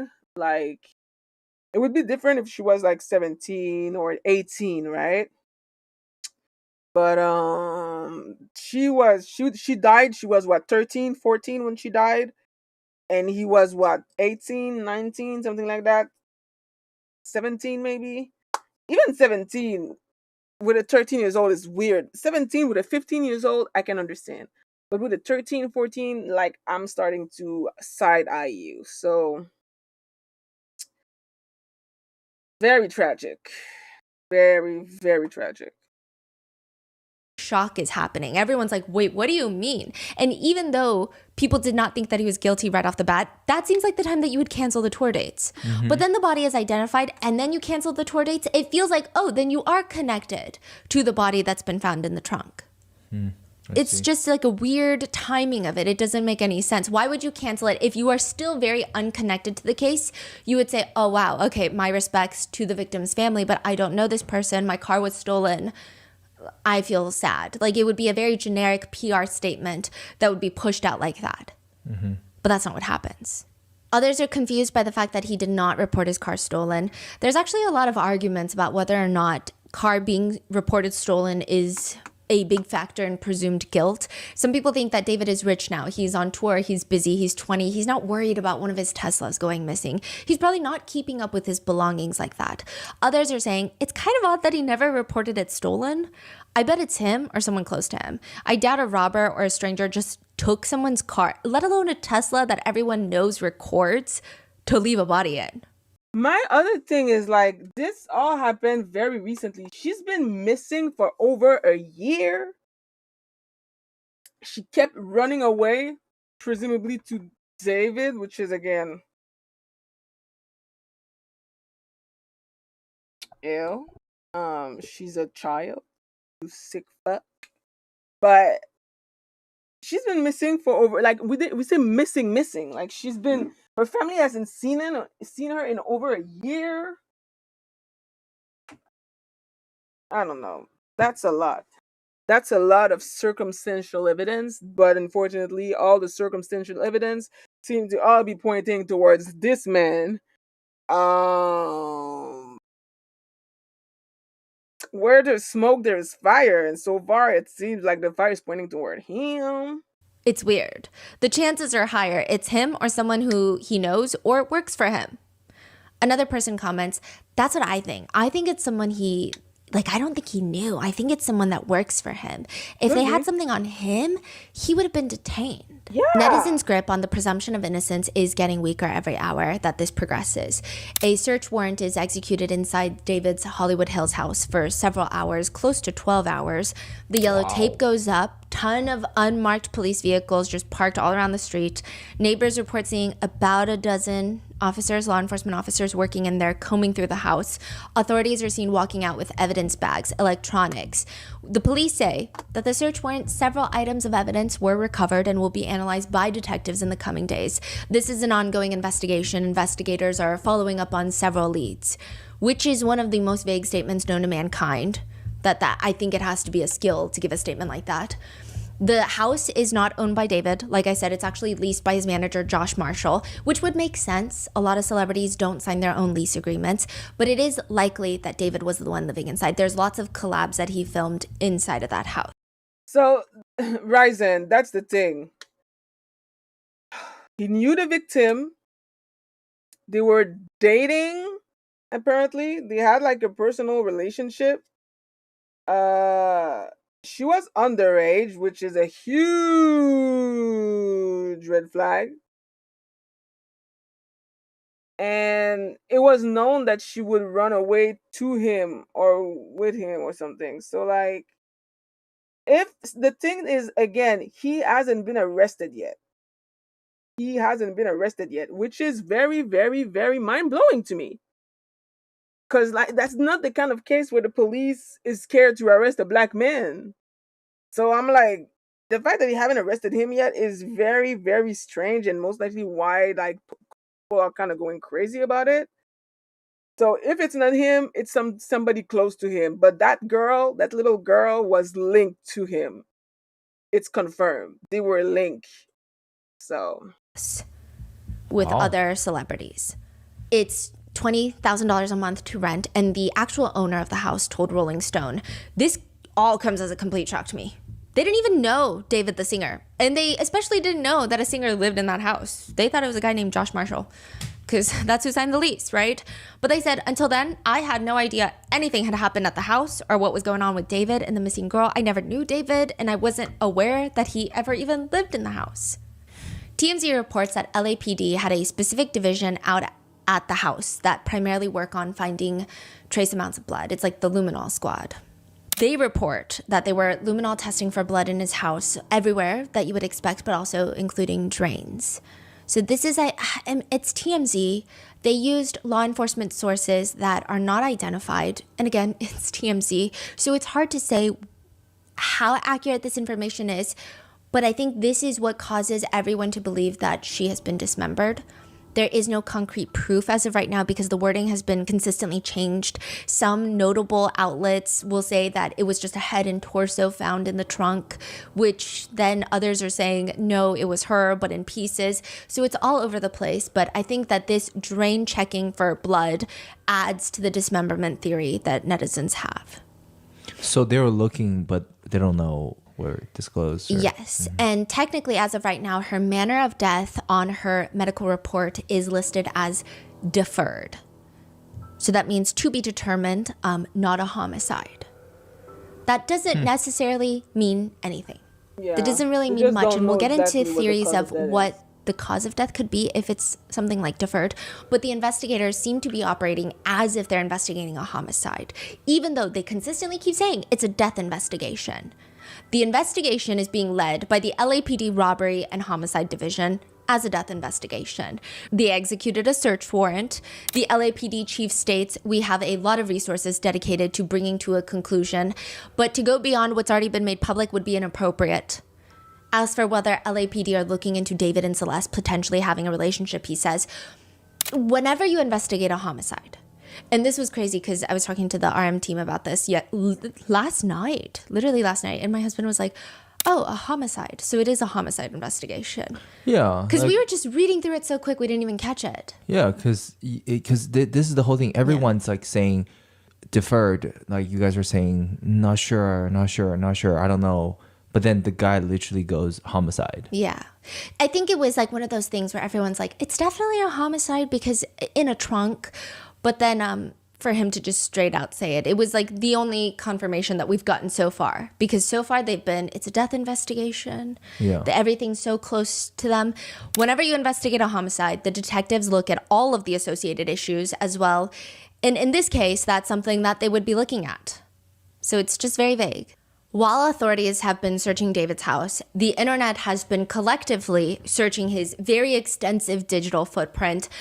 And it's bad. I mean, I think we've all seen the viral clips of another musician, Young Thug, in court just jamming out to his song that's playing in the courtroom because the prosecutors have admitted it into evidence. They're using his lyrics as evidence, and he's just like vibing in the courtroom. He's enjoying himself so much. Later, the judge recites the lyrics, hey, this, that slime shit. Hey, YSL shit. Hey, killing 12 shit. Hey, fuck a jail shit. Hey, cooking white brick. I'm not new to this. Hey.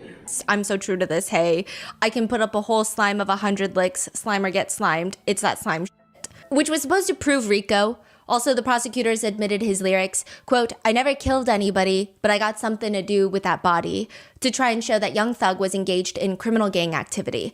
The whole thing was a mess, but it was very important because people are now concerned that this is going to become more and more common. Lyrics or social media posts or memes becoming evidence in the court of justice. Which is Others not are saying it makes sense good. because there is truth to art that these musicians create.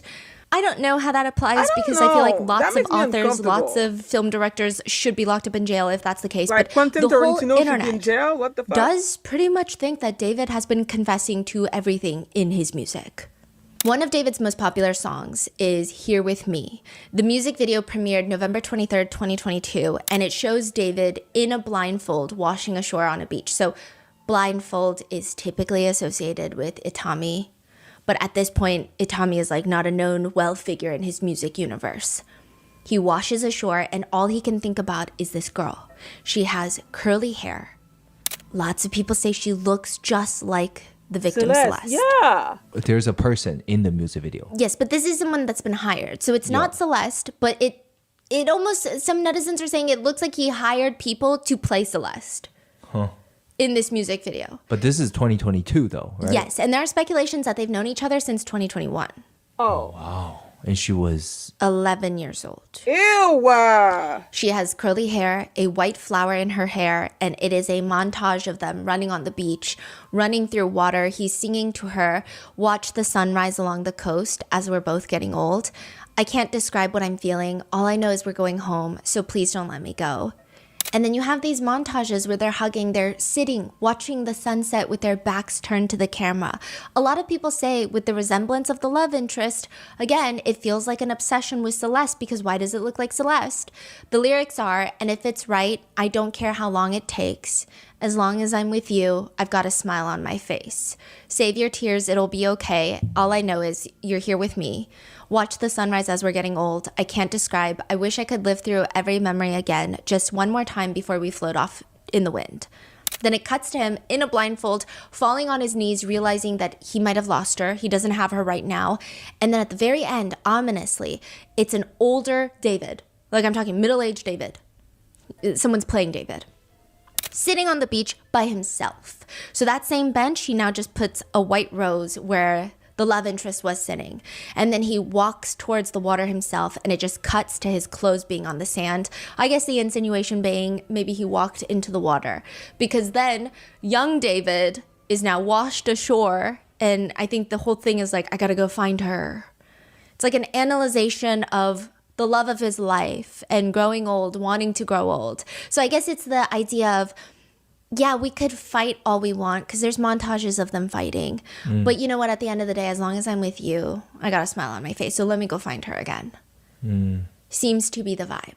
Previously, all the comments on this music video were about sharing how people went through their loss with this song. Some people were talking about how they got married to this song. Some people are saying it's a song that reminds them of their grandparents. Damn. Or how they just don't have a lot of time with their loved ones. But as long as they're together, it's a good time. It's just like a lot of emotional comments. Some people are writing, I was in the NICU with my son singing this song. Oh my God. And now, what do you see the comments now? Yeah, people are just, they read, I don't care how long it takes. Hits a lot darker when you realize David wrote it about waiting for Celeste to be of age, except he didn't actually wait. Another comment reads, as we're both getting old, bro, she will never grow old. Even monsters make beautiful music. What a crazy world we live in. Rest in peace, little girl. Another reads, a demon with the voice of an angel has never felt so real before. It's unclear if this song is about Celeste. There are allegations that he might have potentially known Celeste since 2021. He posts a TikTok that makes people feel that way. We're going to get into that. But David says in an interview that the song Here With Me is actually inspired by the Disney movie Up. He says, I was watching the movie and I got really inspired by Carl and Ellie's kind of relationship and their story, and how Ellie dies and Carl has to go to Paradise Falls by himself. I got inspired by that and I was like, okay, what if I wrote about their relationship, but Ellie stayed alive? And I went to the closet. I was like thinking about Carl and Ellie, and I was like, all right, bet I got to think about a relationship as a really old dude and a really old grandma kind of, you know what I'm saying, relationship. I made this really beautiful ballad called Here With Me, and I kept it in the vault. I was like, okay, this is really good. This is one of my best songs. But I had anxiety, and I didn't want to put it out immediately. That has been a song that has been heavily analyzed, as well as a more recent song, March 8th, 2024. This is 1 month before Celeste is reported missing. A music video for My House Is Not a Home goes live. The lyrics read, hello, I'm at your door again. I just needed a friend, but now I share a bed with you. I'm not a little boy no more. I've made my stupid choices too. Tell my mother I'm sorry. Tell my father just the same. Tell my sister that her brother might have, well, gone insane. You didn't want to fall in love. You're looking out for yourself now. It's starting to piss me off. I thought I had you figured out. Never thought you would call my bluff. Guess who belongs to someone else now? You get drunk, then start to curse me out. I told you to watch your mouth. That's exactly what my mother would warn me about. I know you're better off alone, babe. I could fix you, but I won't. A lot of netizens are pointing at the line, I'm not a little boy anymore, and the fact that he's apologizing to his parents and even his little sister. So he does have a brother as well, but he apologizes specifically to his little sister, considering people are saying with these allegations, considering he has a little sister, it's very startling. Okay. I guess it's always startling if someone is accused of having inappropriate relationships with a child and they end up having a little sister or they end up having daughters. It's always even more of... This is very alarming information.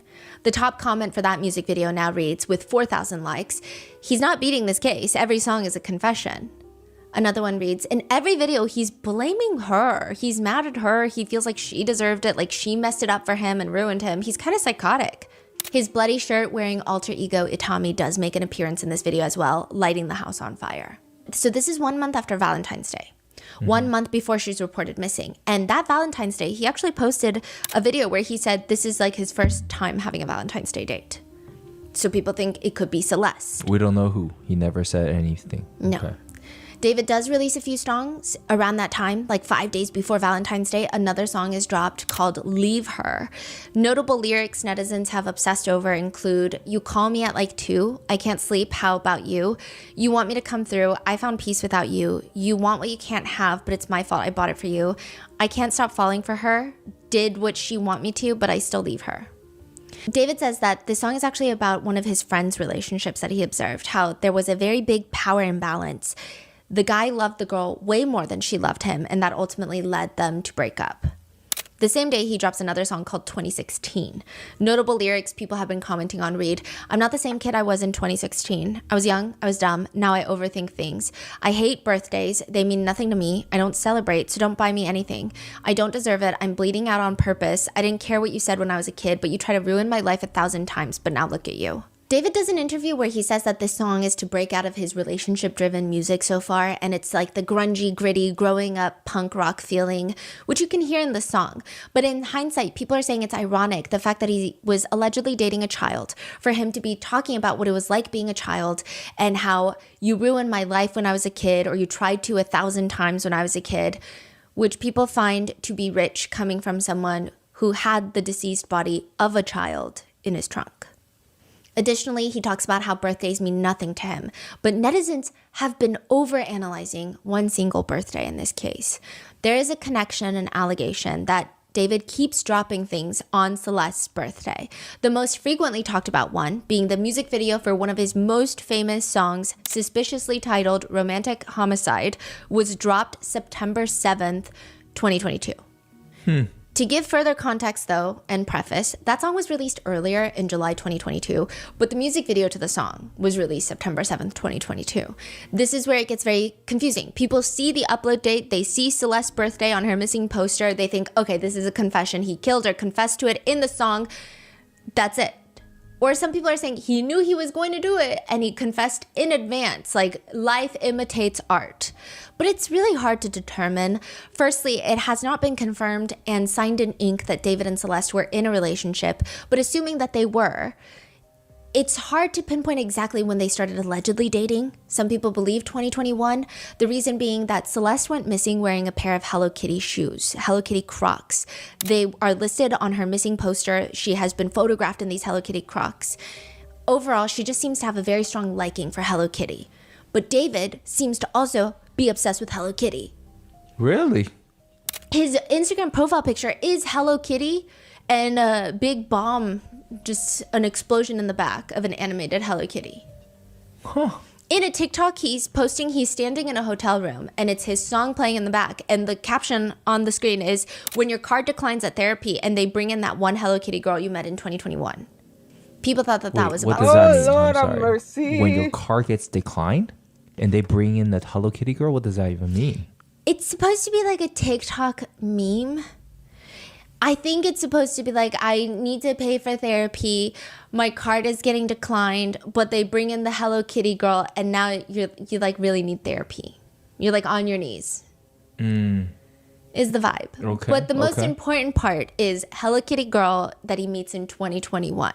You see him fall to his knees before face planting onto the hotel floor, and it's his song, I Can't Stop Falling for Her. This is posted February 7th of 2024, so just like a few months before Celeste is reported missing. What's important, though, is in it, he's wearing a Hello Kitty keychain around his pants belt buckle. One of Celeste's friends leaked a photo that Celeste had allegedly sent her. There's no faces. You just see, it's like if you were to hold your phone pointing to the floor and then take a picture. So you see allegedly Celeste pants and Hello Kitty Crocs, the same one that she's been photographed in. And then you see David in the same outfit, allegedly David, and she's kind of tugging on the Hello Kitty keychain that's attached to his belt loop. Oh, that's a photo that Yes. you've seen too. Yes. And that matches David's Hello Kitty keychain. And the outfit that he's wearing in this TikTok. Oh. And they match the shoes that Celeste was seen wearing and had gone missing in. And that's the photo that was leaked by a friend. Yes. And you haven't seen that photo from anywhere else. So Yes. this is like a legitimate photo from a source. Yes, but to say that it is 100% Celeste is hard. Right. But it seems. But a lot of things matches, and it's a unique photo from someone. I think I am being overly cautious. If I were to say my personal opinion, it does seem like it's Celeste. It does. I mean, the odds, there's too many coincidences and the chances of it. But then being it is else. true, like with today's AI, it's hard to really tell what's real and not. So And that's I don't the blame you. problem. Yeah. Now, one TikTok David reposts are two people getting married, and everything is covered in Hello Kitty. It looks like a wedding in Japan. And the words are, "This is me and my future wife if you even care."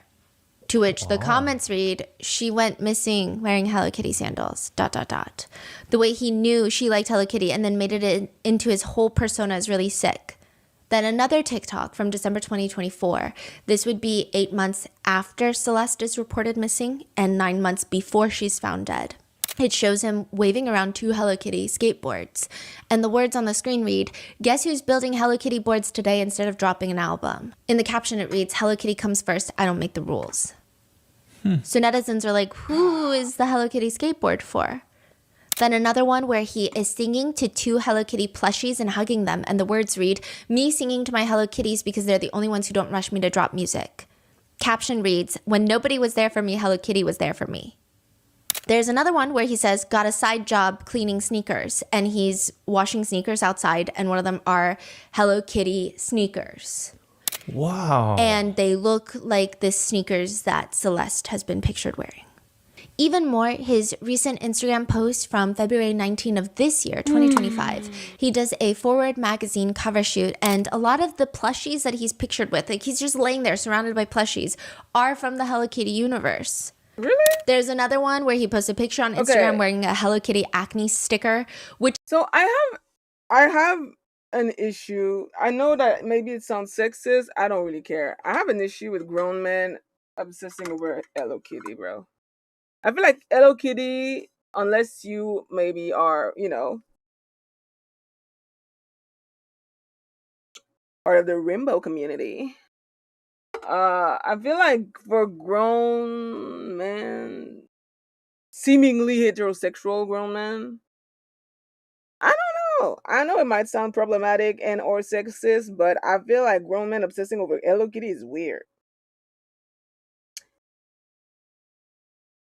It's weird. It's weird because Hello Kitty is just so for the girls and the gays. In my personal opinion, again, I could, maybe I'm problematic, but I just personally feel like Hello Kitty was never really meant to be marketed towards grown men. So it's weird. It's definitely not looking good for Mr. David here. There's it's too much connection. But the thing that really gives me pause, hey, they sounded left to it, is the fact that he hasn't been arrested yet. He hasn't been arrested yet, which is the part that confused me.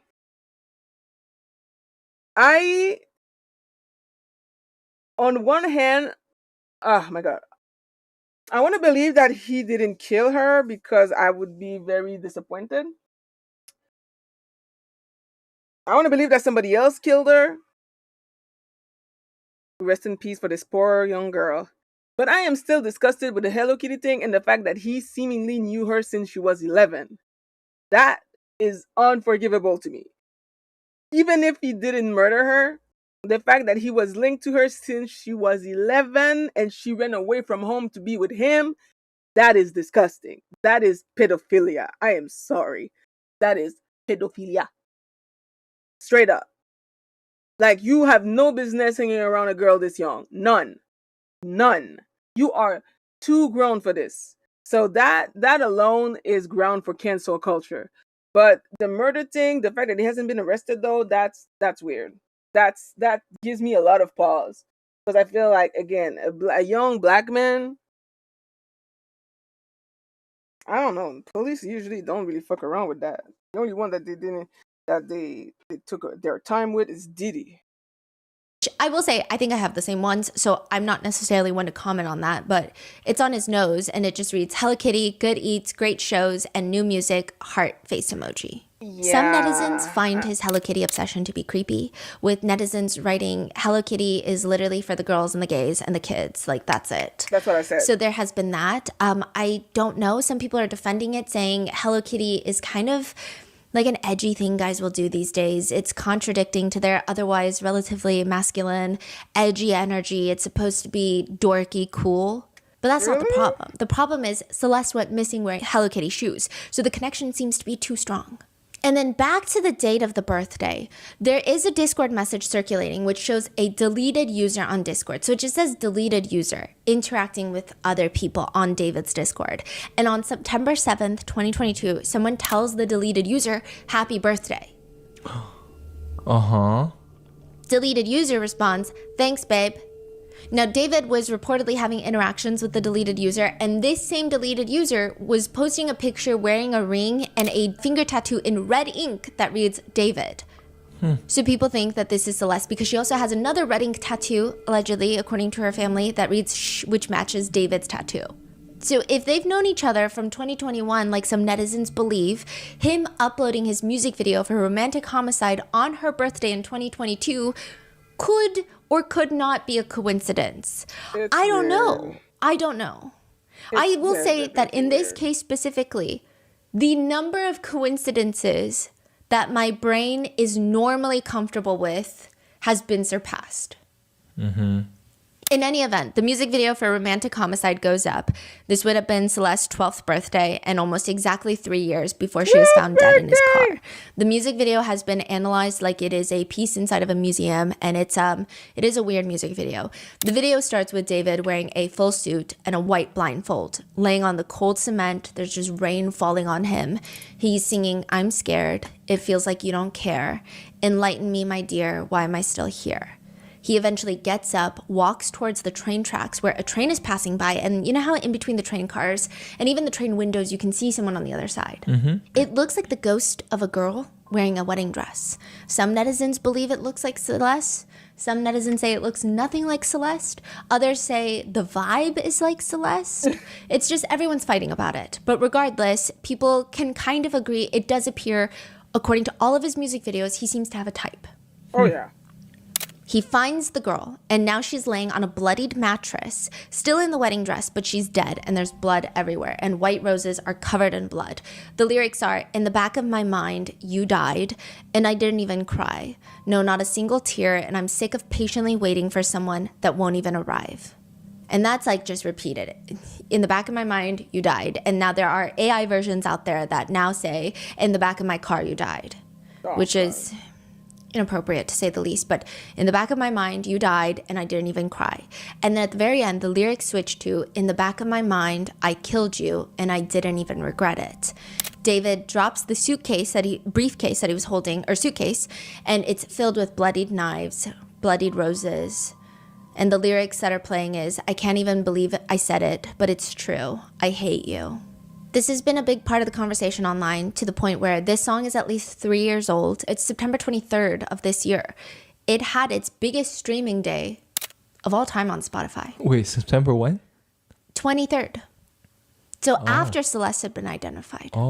Just like people started listening to it more and more and more, and then the song is back on charting to Billboard 200. I will say, if I just would not use the song. I mean, people have been posting TikToks to talk about how shocked and sad they are at the news, but they're using his music. So it just doesn't seem like a great choice to be making right now. Some people just genuinely have it stuck in their head because so many people are using it on TikTok. I mean, there was this now viral moment where Kai Cenat is like having his mafia-thon. And I think like someone was accidentally like singing, or like, I don't know if they were scrolling through TikTok, but he starts singing 2 words of it, and then he stops himself and he looks very stressed out. Obviously it was unintentional, but I think that's just to tell you this song was very famous. Yeah, this is really interesting. A big song. Now, there's one fan of David's who analyzed the lyrics prior to all of this happening, and he says, David constantly feels like he's the only one in a relationship. He's constantly telling his love interest that he feels unimportant and unappreciated in the relationship. One of the biggest downfalls in a relationship, if not the biggest downfall. You spend all this time dealing with people, whether it be your boyfriend, girlfriend, best friend, husband, wife, or close friend, or someone else, just to be treated like you don't even exist. It got to the point where he hated her so much that he wanted to kill her, which is a bit crazy if we're going to be real, but also kind of real if we're going to be honest. This analyzation comes before all of the recent news, so it's very interesting that this is how people have been taking the song prior to even. The host for Mahogany, a podcast, they interviewed David. This was uploaded May 9th, 2025, a few months before Celeste is found dead. He plays Romantic Homicide, the music video for David, and David says, that was a fire song. That's actually crazy. This is the first time I watched the music video all the way through in maybe a year and a half. That's nuts. He said the instrumental for Romantic Homicide just stuck with him. I sat down and I freestyled the entirety of Romantic Homicide in one take. And after I made that song, I showed it to my mother and she was like, the song's too violent and too sad. You're not releasing it. You're not talking about killing people in your music. Not my son. Oh my God. And I was like, wait, I might be onto something. Netizens think that that comment is now ironic because the whole internet believes that he killed someone not just in music, but in reality. But regardless, his mom is not approving, but it just makes him want to release it more. He says, whenever my mom hates something, I know it's cool. It's usually a sign that I'm supposed to do it low key. So I waited a couple of days. I was kind of contemplating, because if she ever found the song online and it did not blow up, I'm getting my butt beat the same day. So I had to make sure that it was going to do well. David says for the music video, the blindfolded guy in the suit, aka him in a blindfold and then sometimes him in a bloody dress shirt, is not him, it's his alter ego named Itami. He says, I had the idea to make the first music video introduce a character that I had been kind of ideating for a really long time. That's why you see him with the blindfold and the bloody shirt aesthetic and bow tie. I'm really big into anime. I'm really big into manga. And I wanted to make my own manga series at one point. I was writing a lot of poems and writing a lot of things for it. And a big part of that manga was an evil version of me named Itami, which means pain in Japanese. And he wears this blindfold. He's basically an agent of chaos and kind of my alter ego. And the story of the manga went, I was a detective and there was an evil version of myself that would come out at random times, kind of like Fight Club, Tyler Durden. He would commit the crimes that I would have to solve as the detective. So like when I was as the detective, I'd be like solving murders that I'm committing myself. And it was like a cool little story. I didn't think anything would come of it. It was in the vault for months and months and months, and I introduced it for the first time on screen. I had the opportunity with music to kind of explore this idea further. And the Romantic Homicide music video, and people were asking so many questions, I was like, yo, this is kind of fire. Nobody would have ever heard of it if it wasn't for the music video. But at the time, you know, Itami was a staple of this music video, and you kind of see him throughout the entire thing. He's holding the knife, you know, with the bloody thing. You got the girl that's basically the ghost of the person that he killed. It was his first victim in the manga, and I put it all on screen. He says he's basically the evil version of me, and he's kind of garnered this cult that follows him. He says, Itami has cult... Okay, so this is so complicated. The way that he describes it is the invisible string theory, all of chaos and evil. You know how one person is connected to everyone with red strings? Like everyone you meet in your life, you're connected to them with a red string. He's saying everything evil and chaos, all is connected to Itami. And so he has all these members of his cult that just are agents of chaos. Okay. And he says that's like one big element of his music. Another one is the Bloody Rose aesthetic. He says that was birthed in the Romantic Homicide music video as well, which is beautiful. The idea that beautiful things can hurt you with the stems, having thorns on them. That became my entire aesthetic for the rest of time. I kind of still, even to this day, use that Bloody Rose to kind of show how beautiful things can hurt you even through music. You see fans pulling up to the shows in the bloody shirts and blindfolds, so it's becoming a little movement. And I'm glad it's kind of coming to fruition. As for the alter ego, David says, Itami is the one that is making me withered and feel these emotions like grief and pain and confusion. He's the one that is weaving his way into my relationships and ruining them and introducing trauma and things like that. You see him in the music videos and stuff, so he's basically the agent of chaos. The Genius video, where he breaks down the lyrics of the song, has also since gone viral. In the back of my mind, you died. I didn't even cry, no, not a single tear, and I'm sick of patiently waiting for someone that won't even arrive. David explains, it's kind of like the storytelling aspect of the lyrics. It builds up to this big moment where she died, in the back of my mind. I didn't kill her physically, but in the back of my mind, she died. And I didn't even cry. To which people are now commenting he's way too defensive, that it was not physically, but in the back of his mind. Others are saying that this is life imitating art. Quote, it's honestly scary how his entire career feels like one big confession. Another person writes, it's crazy how when you listen to his songs, you notice bits and pieces that you actually thought were poetic, but were actually straight up confessions. Another person writes, this legitimately has to be one of the most insane hiding in plain sight moments in music industry history. And one of the top comments is actually just all caps reading, this was not just in the back of his mind.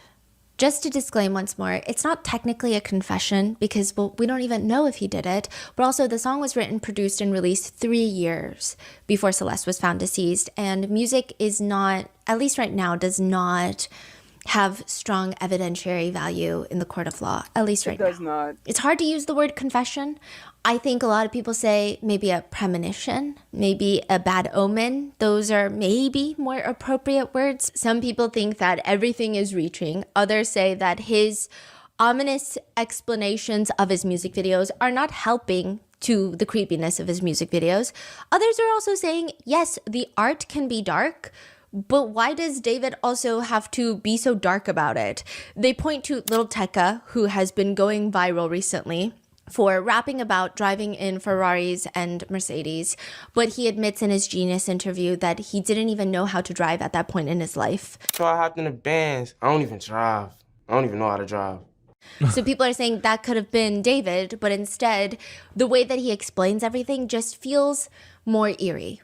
David says, I've seen people online take different meanings and interpretations from that one part of the song where it's like, it's their past selves that's dying, and they're not even crying about it because they're evolved. They become better people for having killed their addictions or other different stuff like that. So I think it's very powerful in that way. So he's saying it's open to interpretation. Okay. But there are lots of symbolism in his music that have people running to every single thing that he's ever created to see if there are any more additional clues, likely due to the fact that people have very strong ties with him and his music, and there are no updates right now. So people want to see something. But back to the birthdays. Exactly 2 years before Celeste's body is found in David's trunk, he reposts a TikTok. The first slide is Mario, the game character, crying on the stairs. First lie? Slide. Oh, okay. And it says, on September 8th, bro, why are you crying? You swipe. The next slide is 3 hands holding roses and rose petals. On their wrists and arms, there's just thorns protruding out. Lost petals, September 8th. This is 2 years to the date of when Celeste's body is found and 1 day after her birthday that year. The songs coming out will be Notes from a Wrist, Hollow Prayers, Rehab, Poetic Vulgarity, and Once More. Again, many netizens feel the two knew each other by this point. Based off all of the rumors, the screenshots from Discord, David allegedly has a fascination with the month of September. In another TikTok that David reposts, it's just a slideshow of emotional quotes. But the very last one reads, I thought I wouldn't have the courage to hope again, but September came around with sweetness in its air, and you came around with tender hands and soft eyes. So because of this album dropping near her birthday, 2 years to the date that she's found deceased, people are looking through this whole album trying to see if there's any clues, any messages in the songs, and I'm just going to rapid fire go through them. I'm not stating that there's anything of evidentiary value in this, but rather this is the conversation online. I've just compiled it for easy viewing. Notes from a Wrist. Netizens believe that this song, David sings more from Celeste's perspective. This is psychoanalyzing in hindsight. This is, again, not me saying that David thought that, but the lyrics include, run away from home again. Alone with my soul impaled, run away from your loving arms, why am I so afraid? Other notable lyrics include, washing my hands with this bloody water, I miss the way I thought it was, you and me against the world, and now the whole world is just against me.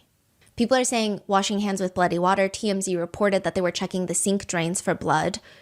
They're saying you and me against the world, and now the whole world is just against me. It just seems like a lot of people are saying every lyric feels like it's happening in real time. On the top comments, it now reads, he literally describes everything from the time that he posted on her birthday.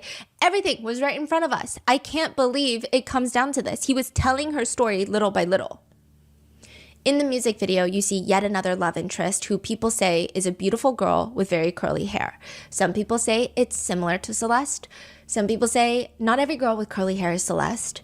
It's been another debate. And you do see Itami, bloody shirt, white blindfold. And the music video theme is David having flashbacks to visions of this lost love. And he spends time in this empty house by himself just thinking about what could have been.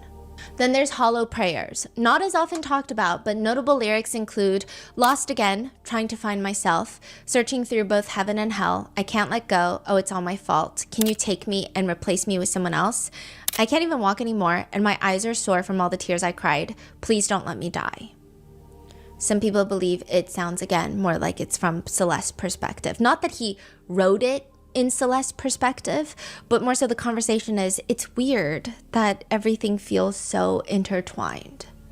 The song has been described as an emotional expression of David's needs for divine intervention and guidance. He did a whole interview. The song Rehab is one of the more now controversial releases on this EP. The official music video aired September 8th, 2023. So again, exactly 2 years. Wait, another September? Well, this is all September 8th. Got it. But this is the music video. So all the other ones, because they don't drop all music videos the same day. They'll drop like the lyric videos. But this music video has been heavily analyzed because it was also dropped on her birthday, or the day after her birthday. It's an anime style music video, and it shows David and his alter ego. And you know it's Itami. It's David wearing a bloody dress shirt and a white blindfold. It's got this animated Itami and animated David. They're fighting. It looks like they're at odds with each other. It's giving Jekyll and Hyde. But in the music video, Itami gets with a very pretty girl, goes on a date with her, gets drunk, and then cuts off her arm and stabs her in the torso, killing her. While he sings, I'm at the party with hella regrets. I feel like getting in trouble again. Kickstart repertoire with a shovel again. She fell in love with the devil again. I gotta get her out of here. I don't feel this way anymore for the girl that I used to know. She thinks she's too good for me now. No room in class for a clown. Broken hearts and bloody sandals, bodies stacked on top of another. I've been hearing gunshots inside my clouded thoughts. You can't run or hide from me now. One analysis from years ago reads, the angry parts of David shine through as he reflects on a toxic relationship and seeks escapism through a lifestyle that is just as self-destructive. But it's just another girl being dismembered and or killed by his alter ego. To which the comment reads, it's sick how he basically became obsessed and dehumanized her in order to turn her into what we think looks like a muse and write an entire act through multiple songs that would culminate ultimately in a death. That's just one netizen's perspective. Another comment reads, this is sick. Every single song, even his tour, it's almost as if his whole career has been built around his obsession with murdering this poor girl. The analyzation of these songs have netizens believing that David just had an inherent obsession with Celeste by this point. Some even accuse him of having a fantasy of wanting to kill her. The next song is Poetic Vulgarity, which has been analyzed heavily due to one specific line in there that reads, the right love, but in the wrong time frame. Which netizens believe in hindsight, it's almost like him romanticizing an inappropriate relationship. There's also a strange menace in his lyrics. The song expresses that his love interest didn't tell him that she's leaving him. So naturally, he calls her a, quote, heartless woman, time-consuming, headache-inducing whore. That's all you are, that's all you ever were. He does say, sorry for bruising you up with my words, but you did the same. Others are pointing out that there's a lyric that reads, heart too small, you had to push me out. And they comment small, as in like a kid's heart. Others comment, imagine calling a 13-year-old a whore. Or others are pointing out the lyrics, and biting your flesh, how does it taste? I still remember the kisses you gave to a broken boy, drown out the noise. People think it's sick that he's trying to call himself a boy. Also, the biting of the flesh, how does it taste? There is a TikTok repost that has been making its rounds online. It's a screenshot. A repost is, David did not post it himself, but he saw it on his feed and then he reposted it. So it's not like he created this message, but it's a screenshot of a text message where one person writes, imagine we were two cannibals in the late 80s who randomly met and then we fell in love and tried to be better and start a life together. Then you died and I ate your bones and all. That's a movie. That's a movie. I watched that movie. It was a very interesting movie called Bones and All, I'm pretty sure. Like, come on now, that's dead ass a movie with Timothée Chalamet. I remember I watched that movie on stream. And the end low-key made me cry a tiny bit. But that is a movie. A movie. It's, bruh, I don't know. That struck me instantly because Bones and All, yeah, bitch. Yeah, that is a movie. If you like weird shit, I recommend it. Honestly, it's definitely not. It's interesting. It's very interesting. with Taylor Russell. There you go. Anyway, this entire quote is crazy to me because that is a movie. That is a movie. And it was a very, I don't even know how to describe that movie for real. People have to watch it to understand why I say that. The other party responds, ... What the fuck is wrong with you? The comment on that one now is, David's lawyer is going to be struggling. Or, she wasn't found complete, which again has been the alternating theories right now. And then another comment, yeah, he did it, bruh. Another comment reads, help, I stalked too far, now I feel like a witness. Which you could argue, perhaps maybe it was an accidental repost. But then in another interview, he is asked, if you could describe yourself as pizza, what would you be? Ooh, pineapple.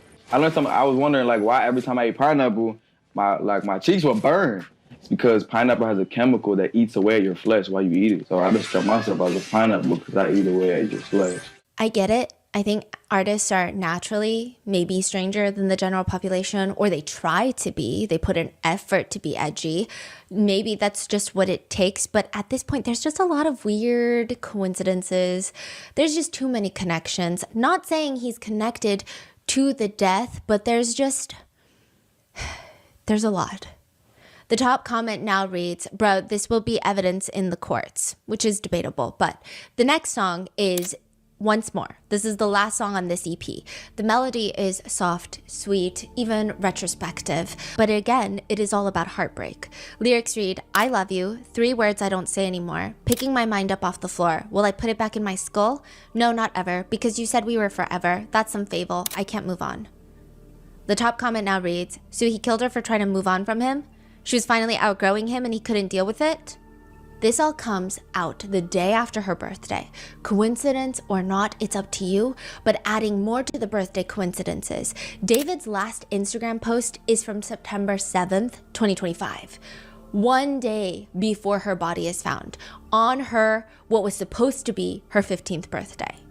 The post is him promoting his Withered Deluxe album, which was scheduled to be out September 19th, which is 2 days after her body is identified. It has since been pulled. The deluxe album is not out. The original Withered album is out. But he writes in the caption, every song written exclusively by me on my phone, baby. This is a passion project I put together to make sure I didn't lose the raw emotional weight my music carries and how much it means to you all. Thank you to all my friends who collaborated with me on this. Everyone ate their verses up. Heart, heart, heart. So are people reading too much into it or not? I feel like that's something only time will tell. If David is found guilty, then everyone will agree, no, we were not reading too much into it. We, as in collective internet. If he's not arrested, if there is evidence that comes out that shows that he's not connected, which at this point in time, it seems like it would have to be the most insane explanation. It would have to be like the most even crazier than what's already happening. And what's already happening is already so bizarre that I don't know if my mind can even comprehend what possibly could be the explanation. But if that were the case, then yes, people are going to think that, oh my gosh, the internet overreacts. They were reading way too much into it. They need to go touch some grass. So it's just only time will tell. But to give you some full context, in an interview, David says his mom was confused how he's coming up with all these lyrics because he's dropping a song a week at one point. She's asking him, you're homeschooled. What do you know about love? What do you know about heartbreak? David says, I would go on Discord, I would go on Fortnite, and I would go to the squad fields. It's where you can just talk to people. And I would just let people talk to me and just tell me about their lives. I was just an open door and an open outlet for my peers and my friends to just vent to me about different things in their personal lives and stuff like that. And I would basically just take their lives, write songs about them, and write songs for them. And they didn't even know it. It was just the most beautiful thing. It's so poetic to be able to kind of take somebody's life and put that in a song and then have millions of people resonate with things that aren't even about me. So maybe we are reading too much into it. Maybe none of this has anything to do with Celeste. However, Discord.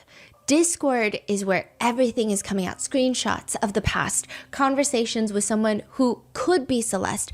There is so much happening on Discord, and even David has spoken extensively about Discord. So he talks about Discord like he's on there every day. He would tell Zach saying, like, I was streaming. I'd be like, let me get on Discord. Let me invite 100 people on Discord and get on a video call and let's all listen to my album together. Yeah. He says sometimes, like, I guess the most important part is that my Discord likes it. My Discord is my core fan base. You know, if someone's not vibing with someone at Interscope, I'd be like, I sneak it in the Discord and leak it myself. He says, that's why I use Discord so much. That's why I'm on Instagram and TikTok so much, because the people that are listening to my music are the ones that are going to stick with me, are the ones that I want to hear feedback from. Recently, the moderator for David's Discord posted a message. We, the Discord and Twitch staff team, want to clarify what we know. Also, a lot of older people have taken this to mean that Discord and Twitch, the company, have made statements. These are like these are mods, okay? They're just like normal people that can moderate a subreddit or can moderate a Discord. They're not affiliated with the actual company. This is after everything that's happened. Okay. Yes. We, the Discord and Twitch staff team, want to clarify what we know and didn't know regarding Celeste. We were not aware of her true age or that she was a missing person. We also did not have any contact with her outside of what was public. From what was shared in David's Twitch streams and from her role in the server, we understood her to be around 18 to 19. She appeared in 2 streams but was otherwise not active in the server, and we did not have ongoing communication with her. Most of us are not located in California, so we are not aware of any missing persons reports connected to her. The mention of her full name within the server was not seen in real time due to how fast the chat moves when David pings everyone. We no longer associate with David. We do not support his actions in any capacity. We are deeply saddened by the situation and extend our prayers to Celeste's family. May she rest in peace and may her family receive justice. This comes after Discord moderators are seen trying to purge the server of messages and pictures. What? Yeah, there was a whole thing where they're just purging messages, deleting. But I will say, in the United States, Discord does frequently cooperate with the authorities to turn over relevant data. It's definitely easier to get information in the US from Discord. Okay, so they said Celeste appear in 2 streams? Oh yeah, we're going to be talking about that in a second. Oh. But there's a lot happening on the Discord, along with people alleging that from 2023, there are screenshots of the Discord chats. And they comment in 2023 that David only adds underage girls. The users are agreeing on Discord. They say, I know, right? Or commenting, I'm not joking either. Some say they're usually like 15 or 16 too. Another says, what the fuck? David's a pedo? This is from March of 2023. So this is a year before Celeste is even reported missing. There's another message of an underage girl allegedly talking to David, and he allegedly texts her, Hola. Okay, so I've been up all night thinking logically about you, work, life, relationships, and realized something that you'd agree with if you see it the way I do. Who's talking right now? David. Okay. Allegedly. Straight from my heart, I really, really, really, really love you, but I have been checking my schedule for the rest of this year and next year, and I'm barely in Texas. I believe long-distance relationships work under the right conditions, like you being able to travel with me, etc., but you're still in school. With that being said, I don't like hiding anything from anyone. I would love to have a public relationship with someone, but the way this is going, it's just we would have to be secret or something. I want you to be happy, but you still have so much left to do in these last 2 years of high school, and it may change your view on this entirely. And I would gladly wait for you if we were both in the right headspace when that time comes. I still want to be there for you, though, and talk like we did before it got complicated, LMAO. I love and care about you and need to make sure you're not alone. We are still interlinked. Wait, who is this? What is this? This is another... Is this confirmed? Person coming out saying that these are text messages that David had sent her and she is underage. These are text messages? Yes. And she came out with this and that's it? Yes. Okay. Then another message. Please express yourself thoroughly. Please no okay or KK. I want to know everything going through your head. Which, if this is true, it's really bad. Other girls have come out on Reddit to post screenshots of DMs on Instagram that they've received from David, allegedly. With one writing, he followed me in 2023 when I was well under the age of 18, and these are our texts. I also remember one of his friends saying in a group chat that I was in, saying all David follows are teen girls, something along the lines of that, so there must be other victims. The DMs she posts are flirtatious.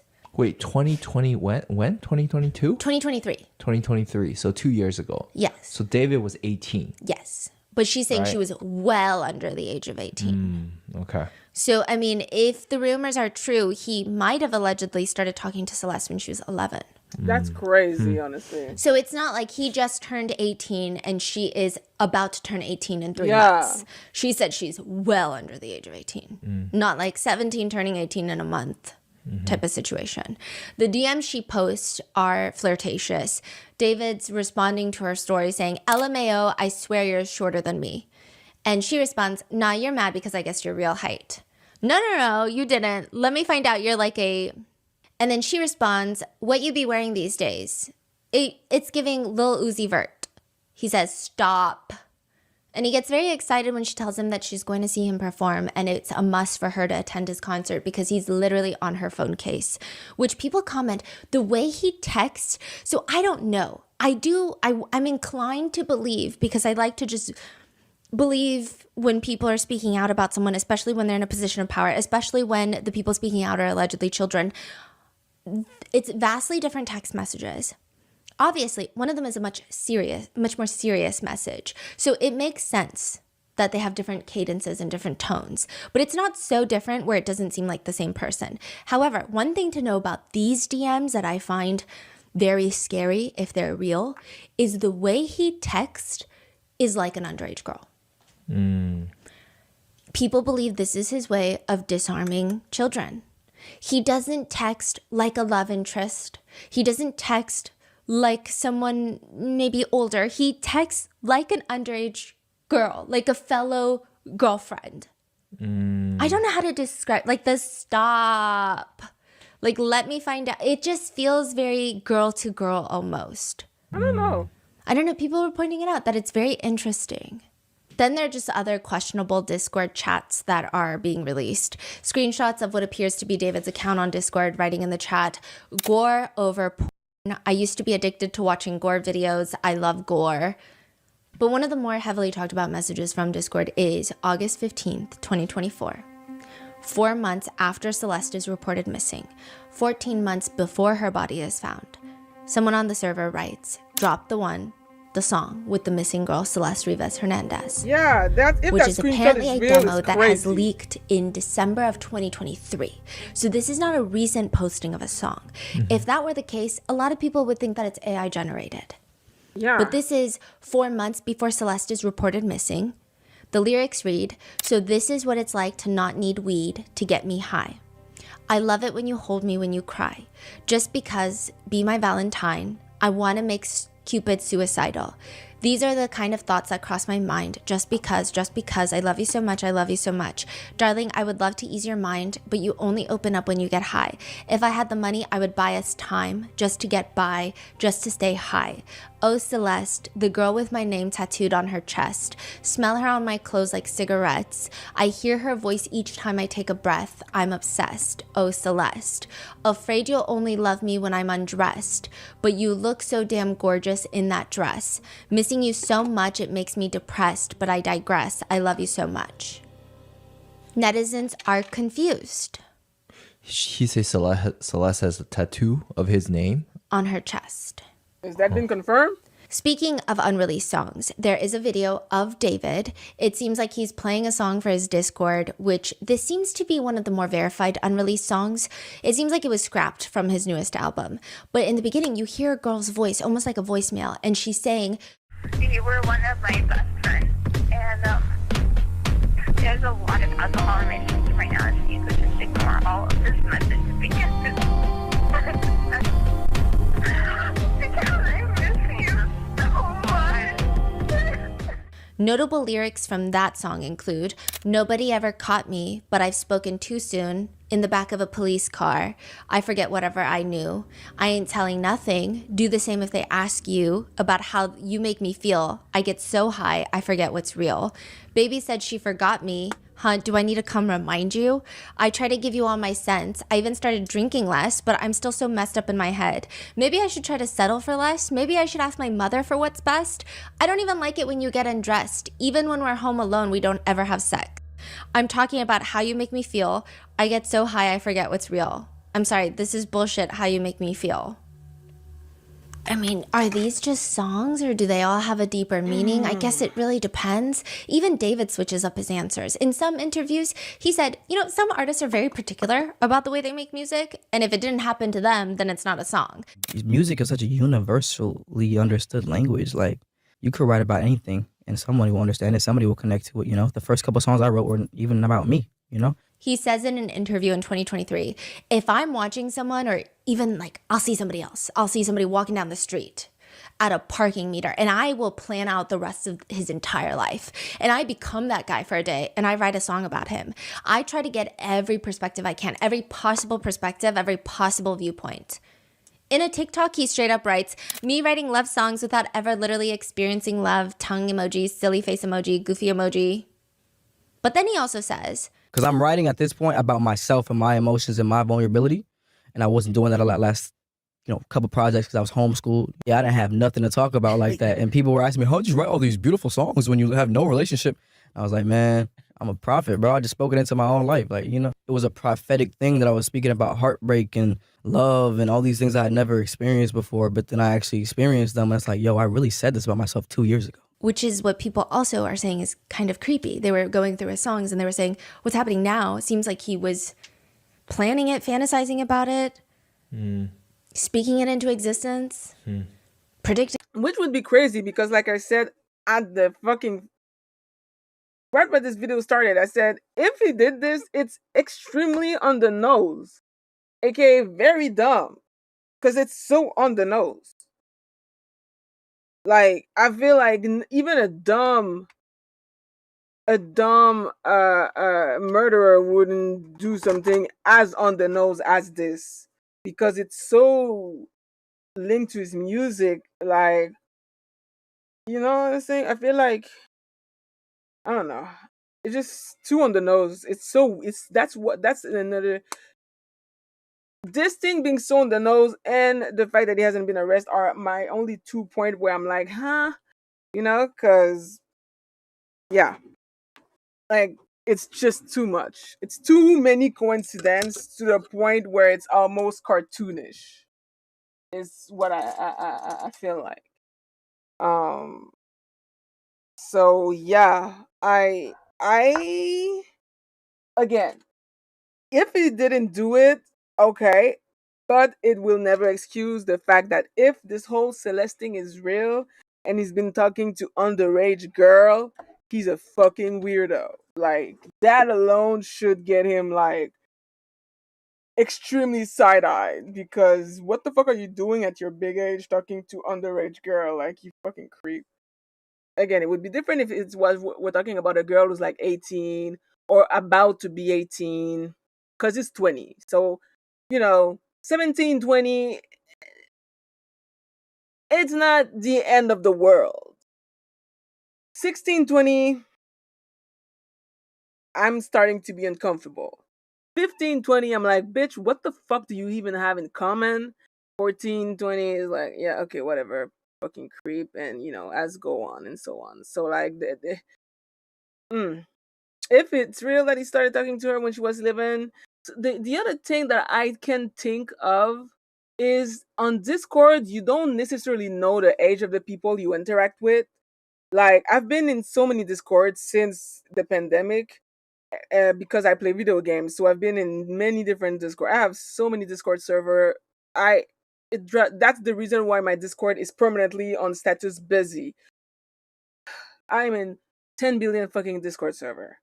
And a lot of them because of my video game days. And bro, I remember being officers in some guild in some video games, and I didn't necessarily know how all the people that I would interact with were on Discord. So that can be tricky, because sometimes people would have to remind, like, hey, by the way, not everybody in this Discord is up 18 plus, and I'd be like, oh damn, I forgot about that, because y'all be talking about some stuff, but like sometimes you interact with people on Discord, you don't know, it's not Facebook. You don't know the age, birthday, and social life of that person. You are interacting with an anime avatar person. That person could be anybody. That person could be my dad. Like, you don't know who you interact with on Discord. So that is something else. how the issue though is that if they were dating and being intimate and knowing each other, that's another thing, because he knew how old she was. So that's nasty. That's very nasty.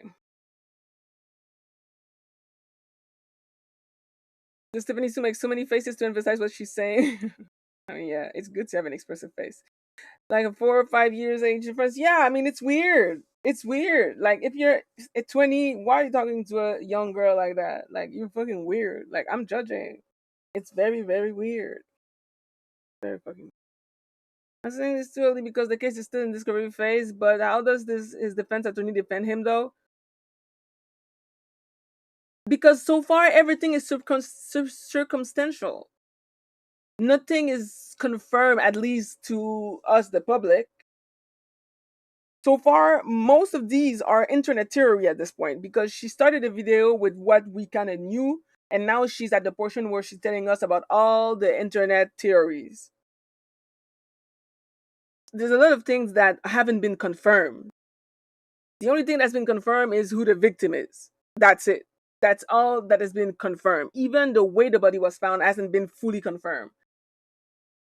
So, like, which is also something, like, ultimately, he hasn't been fucking arrested. He hasn't been arrested. That matters.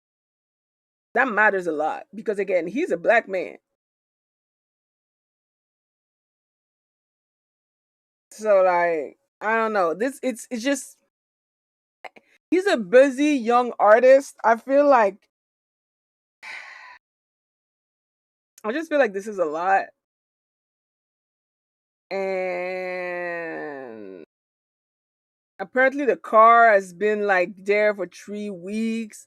I feel like it takes less time than that for a body to start smelling in the bag, in the trunk of a car. So I don't know. There's just like a lot of circumstantial evidence, and there's nothing that has been confirmed or told to us yet. So, and I'm not in the scientific police in LA, so I don't know. Yeah, there's still too much to learn. We don't know anything for sure. Again, us, the public. Maybe the police is the different story. Maybe they have uncovered some shit. I do not know. But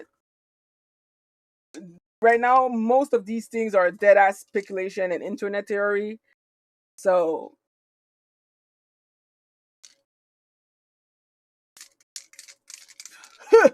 until the police says anything, this is all supposition or supposed, and so that's why you can't draw any kind of confirm anything yet. It. Zach Sang asks him in an interview, but is it what you really expected? Heartbreak, love? It's weird because I have such a weird view and take on situations like that because I'm always looking for writing material in these types of things. So instead of taking it to the chin, being like, oh my God, like, I'm heartbroken, like, I go straight to my phone or BandLab, go straight to the studio and write about it. I never actually like fully process situations like that because I'm always expecting it to happen. And then as soon as it happens, I'm writing about it. When you say expecting it, meaning you get into a friendship, expecting it to end in a devastating, tragic, sad way so it can inspire art, are you almost like manifesting it to a certain degree? Hope I'm not. I really hope I'm not because it feels that way. I look back to old songs like Life's a Dream and all these songs I wrote in my sister's closet in 2022 when I'm looking at my life in the past 8 to 9 months. I'm like, whoa. Like, bro, these songs are soundtracking my life. That's not good. And when was this interview? This one was recent. This so year. The 8 to 9 month is like the pretty recent. Yes. Wow. Seems like he's referencing early 2025 and 2024. And the songs were the ones that you were talking about at the beginning, like Romantic Homicide, Here With Me. All those sounds. Yes. Oh. In another interview, he says, I feel like the songs I made in 2022 and right now are being made in advance. And it's so crazy to be able to like listen to the EP and have things connect to me now that didn't connect to me when I made them. Like I made them in advance and I made them for my future self, like a diary almost. And every time I listen to my songs, I'm like rereading this diary and seeing, I'm getting advice from my past self. It's kind of like a weird experience. There's a video of David also performing on stage in a bloody dress shirt. I believe this is like an unreleased song that he is performing. First performed June 29th, 2023. The lyrics could mean everything, they could mean nothing, but netizens find it interesting. It's, I don't care about the law when I'm with you, because I be breaking it all the time. I need you to know that life get crazy, so won't you let me slow it down? Yes, no, or maybe. I take it as a yes because you're still around. Ain't that a felony? Dark hair, brown skin, love that melody. Baby, if you look up for love, I think they're selling it on the corner of the street. That's a felony. Wow, that's wild. Then a new screenshot starts making its rounds from February 26, 2024, 2 months before Celeste is reported missing. On a TikTok that David posts, a user by the name of Robin comments, waiting for LAPD to get your ass for messing with a 13-year-old girl. Thumbs up emoji, cat shock emoji, cop car emoji. This is like at the time? Yes. This is on Instagram? This is on TikTok. In his comment section. This is like 2 months before Celeste is reported missing. What? So there are people already know stuff. Yes, and where are these people now? They're not speaking out, right? Not publicly. What? We don't know if they are. I mean, I think. Wow, and people couldn't find who this person is who commented it? There was another person people found, and I'm going to be talking about it later, but he felt like he heard a rumor, he repeated it, and then everyone was explaining to him it's not true, and then he felt like he was trying to ruin someone's career. He honestly felt bad about it. What? Because he was like, oh, it was like I was wrong. Turns out he doesn't believe he's wrong anymore, along with the rest of the world. But it's just wow, okay. I don't think that people had concrete evidence, and the ones that did, I don't think anyone was willing to listen to them. February 2024, Celeste would have been 13 years old. So this is... You know what's crazy? The sad part, I feel like the sad part is the fact that she doesn't look like she's that young. And I said it's the sad part because I feel like often Black women and women of color, like Latina Black women, will be seen as older than they are. They are always sexualized and like treated as women, even though they're still children. She doesn't look like a child, and she is a child. She is a child. Back then, she was 13. She does not look like she's 13 at all. And that is coming from a girl who was going to the club at 13. Okay? I know what it's like to look older than your age. And yes, I was crazy for that. But it's very weird when you don't look your age. It's very weird being a girl who doesn't look her age when she's a child. I can tell you that much. It's very, very weird. It's a very different life experience because women, not just Black women, like women in general, we get sexualized at a very young age. We get sexual comment remarks from a very, very young age. So I feel like the fact that she doesn't look her age is not, it's I don't know, I feel like it's kind of, I don't know if it's worse or not, but it's just it also it plays in that because I don't know, I feel like some people would probably use that as an excuse is what I'm saying here. Oh, but she doesn't look like she's 13. Maybe she probably lied about her age. I feel like that's the kind of shit that people would come up with because yeah. And unfortunately for her, because she doesn't look her age, I wouldn't be surprised if her life experience was also impacted by that, which is how she ended up with a 20-year-old man. So, yeah. Because what the fuck are you talking about? She was sending voice texts of her talking about how she drank too much and shit. Like, she is 13, but then again, like I said, coming from a girl who was like very wild as a 13 years old, it kind of just, I don't know, it kind of just like triggers some memories of how it was back then for me and how absolutely ridiculous I was at that time, not understanding how life works. So like I feel like she was probably in a similar position where like she doesn't look her age, she look a little bit older than her age, and so she ends up kind of like hanging around people who are way older than her, experiencing things that she shouldn't be experiencing at her age. It could be projection, though. It could be projection from my end, but I feel like it wouldn't surprise me if that was her experience. And that's still very tragic. The timeline is kind of making sense. But the more damning piece of evidence that has been circulating is a live stream of David and who appears to be Celeste. This is apparently from January 2024, 3 months before she's reported missing. It's a live stream of David and a girl sitting in a kitchen. The girl looks young. She's wearing giant oversized eyeglasses. She has curly hair. She has a hood covering most of her face. He's reading the chat out loud. Pray for his career, chat. He looks at the girl next to him and asks, "Are we done? Are we done?" And she responds, "We need to delete this." David calmly says, "Mods, can we delete all the VODs? And as soon as the stream ends, delete the stream too. Can we delete everything?" What? We need to delete this. Moz, can we delete all VODs? And then as soon as the stream ends, delete the stream too? The girl who looks to be Celeste, is rumored to be Celeste, is giggling a little bit, but it looks more like an uncomfortable giggle. But someone in the comments writes, "Nah, you going on Epstein list." David is dramatically saying, yo, wait. And then the girl tells him to read a separate comment because it would be mean if he doesn't answer. It's like a fan comment. It's a nice comment. And then another segment of the video, he puts his hand on the girl's shoulder and said, "I media trained you." No, you didn't. That's controversial. It's controversial of kids. I'm lost. What is happening? Excuse me, what? He's live streaming with a hooded girl that he'd never introduced who this is. We only have random snippets of this live stream. We haven't been able to find the full live stream. So no context. Nobody knows what's going on here. Yeah, it's just, we know there's, "You're going on Epstein's list" comment. We know that she says, "Is it controversial of raping kids?" Because he says, "I media trained you. That's controversial." No, you didn't. It's controversial of raping kids.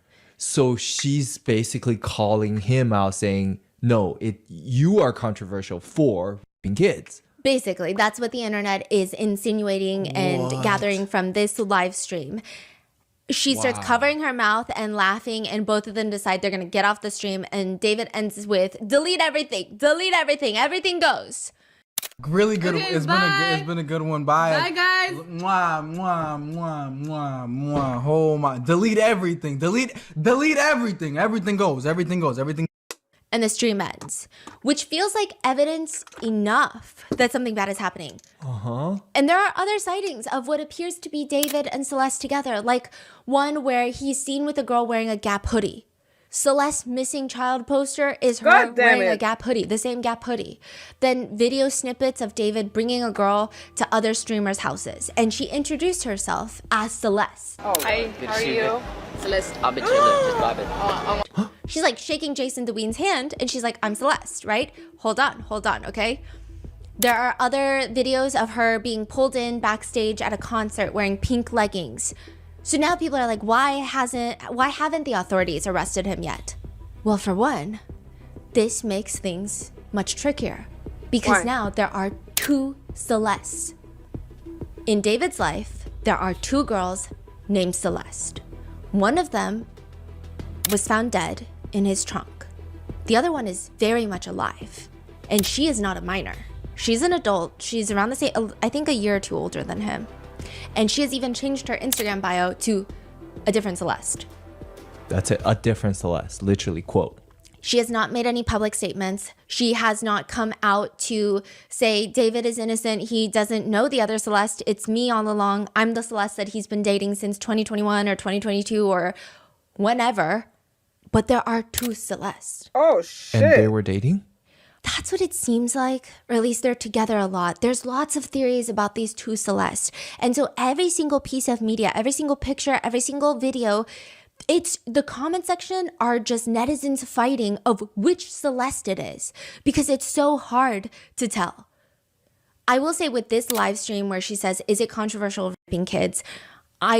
It feels like it's the deceased, the victim Celeste. Just because when I saw someone analyzing her dimples, which are very specific to her. So it seemed like it might be the younger Celeste, but it doesn't really matter if it's 14-year-old victim Celeste or the other Celeste. Some people call her decoy Celeste. Some people call her the other Celeste. Some people call her the second Celeste.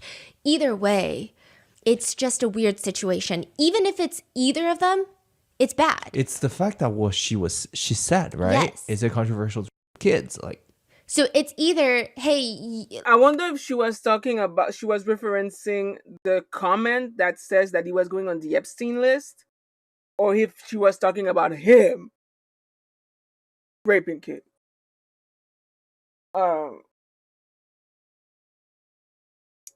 Because that is wild.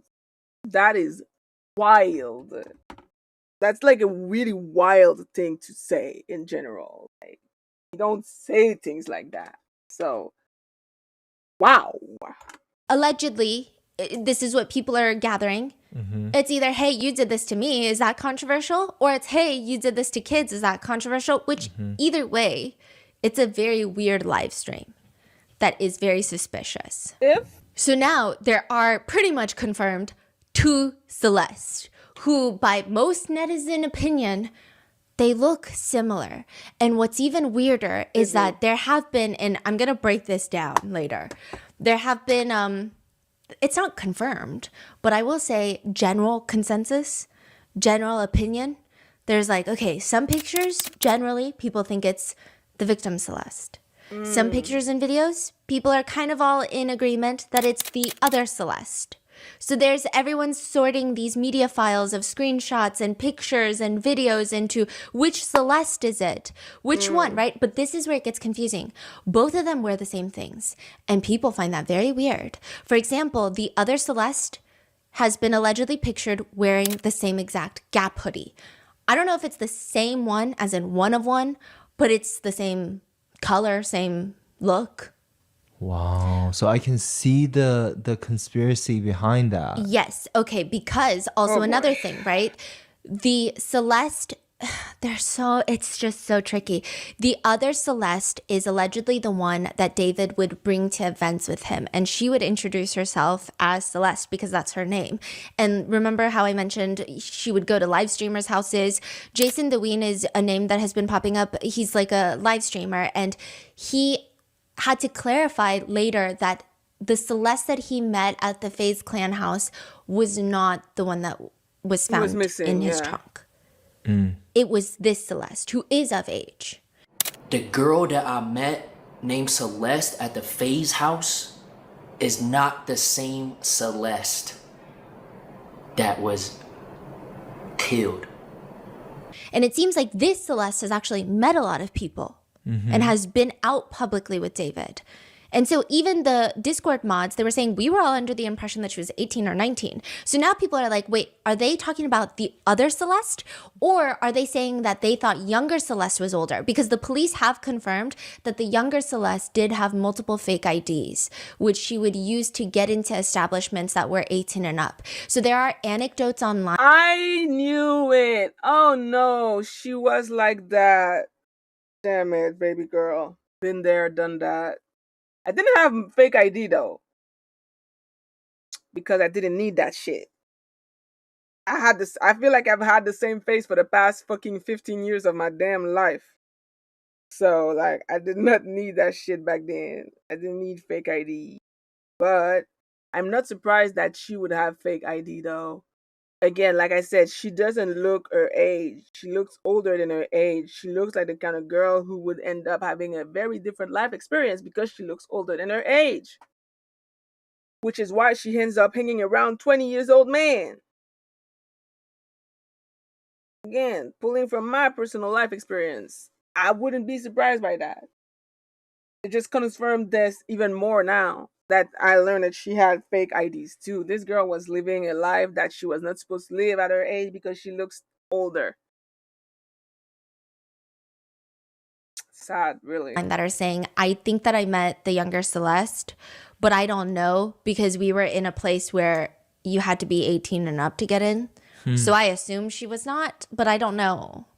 Yeah, I see. So it's just very confusing, and they look similar from afar. They do. And it almost seems like they dress similarly, whether it's on purpose or not. And it Because I does seem wanted like to. the Felt like other it was Celeste fun. is more publicly out and about with David, whereas the deceased, the victim, it does feel like if they are connected, he's just hiding her. And that's why there's this one video of a girl that looks like Celeste wearing pink leggings, and she's being rushed to backstage of his concert, and she's got a hood over her head. A lot of people are in agreement that that is the victim Celeste, because she seems like she's hiding. She seems like she's not trying to be seen. Yeah. Whereas the other Celeste, she's at a live streaming house, the FaZe Clan house, and she's like shaking live streamers' hands, being like, Celeste, I'm Celeste, I'm Celeste. Right. So this is online public information that David is dating Celeste or is close with this woman named Celeste. And this other Celeste is literally in every streamer's live stream. People are seeing her. Yes, there are clips of her in streamers' live streams. I see. And her name is also Celeste Which Herrera. those streams are reaching like, I don't even know, like the whole world. Versus at the concert, arguably it's more private because you get like a few thousand people versus streams, you get like the whole world. And so people are saying in the Discord chat where people are saying, oh, he has a girlfriend, her name is Celeste, she's very pretty. People don't know who that's in reference to. Yeah. But then there are the ones on Discord that's like, drop the song about the missing girl, Celeste, that drops her full name and says, drop the song about her. Then it's like, okay, wait, so now it's getting tricky to discern which one. On top of that, that comment that was like, LAPD is going to get your ass for dating a 13-year-old girl. It seems like the whole world did not know he was dating. A group of people close to him or had business relations or had collaborations with him knew him on like a maybe creator to creator or musician to musician level, maybe have come across Celeste that is of age. And then it seems like a very small group of people, if true, if they were dating, knew about Celeste, who was found deceased. And the crazy thing is that even on her family side, did her family confirm seeing David? Or because I remember someone saying that she was talking about seeing this rapper in LA, which is vague as fuck. I mean, come on now, a rapper in LA, okay, which one of the few hundreds that are there that are known, you know? So like, I don't know. I don't remember if someone from her family said 100% confirm David. We saw David multiple times at the family house or dropping Celeste stuff. I don't remember that, but it could be. This video is fucking 2 hours long. Because if nobody confirmed per se that it was him because they saw him with their own eyes, then that makes even more sense why he hasn't been arrested yet.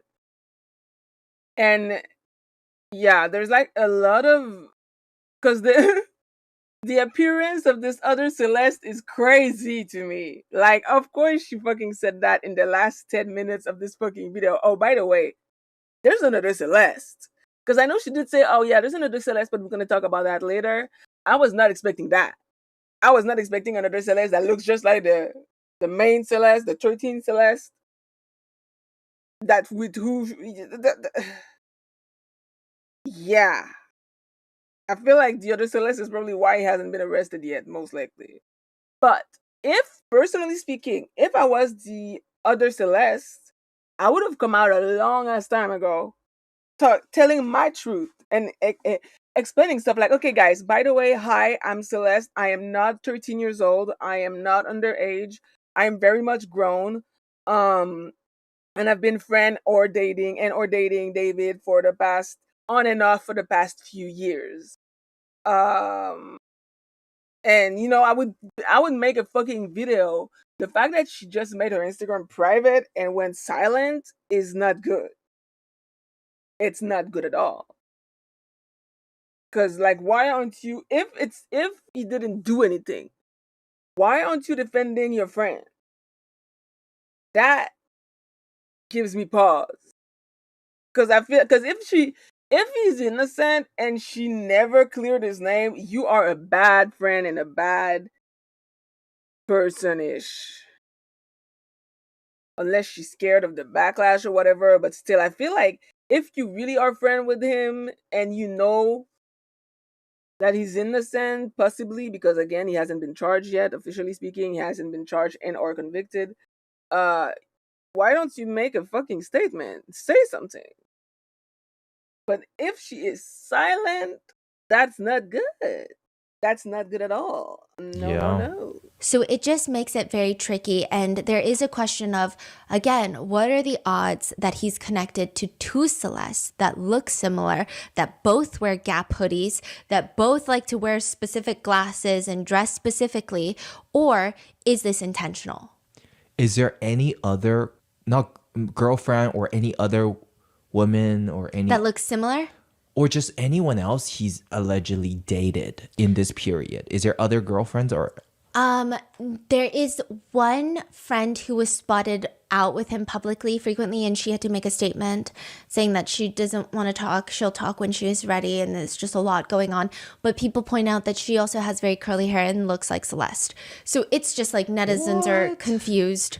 So there are conspiracies. There are theories online that he started dating another girl named Celeste that is of age, that looks like the victim, the child, Celeste, but is an adult. Sheesh. And so when people say, hey, you dated a minor named Celeste, he can say, no, you're mistaken. She's not a minor. She's an adult. You can check it out. You can see her ID. Her name is Celeste, and she's an adult. So those pictures are of my adult girlfriend that you just assumed was a minor. Some people think that's what was happening. That's the speculation online. And maybe it is working because the internet cannot seem to agree on multiple different videos and pictures of David and Celeste, whether or not this is the Celeste or the other Celeste. Some netizens are even wondering if maybe he's innocent because of all of this. They're saying, what if it's a setup? What if he's getting framed? What if he's only ever dated older Celeste? Yeah, and all of this has been crazy. To publicly take him down and frame him for murder, which I would say would be an insane theory if true. Like, I don't even know. I feel like the odds of getting stuck in a black hole in outer space would be higher. But again, nothing is impossible. Never say never. I don't know what happened. Facts. I'm not personally involved, but it's just, it's a crazy theory. One person sums it up pretty nicely, which is, y'all keep saying it's two Celeste. The minor one was found dead in his car. Like, why are y'all trying to skip over these important details? The other Celeste isn't important right now. Because some people are using the other Celeste to say, oh, he's innocent. He was dating the older Celeste. But it still does not negate the fact that the young Celeste, the child, the 14-year-old girl, was found deceased in his trunk. Yeah. Mm-hmm. But I think that's where I am going to leave you with this episode for today. I'm going to try and film the rest and get it up in a day or two after you're seeing this. There is so much information, such as the theories that Celeste was going to leave him, tell someone that he was grooming her, theories that Celeste was pregnant, Discord chat logs where David says that they're expecting someone, allegedly, expecting a kid, allegedly, theories that Celeste was sacrificed for fame.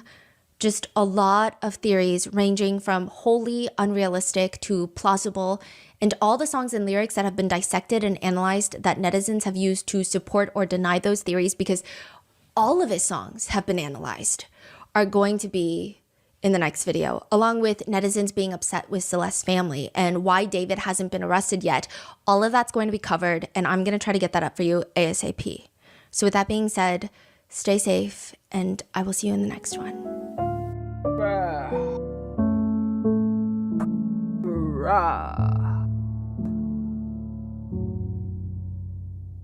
Woo! Okay.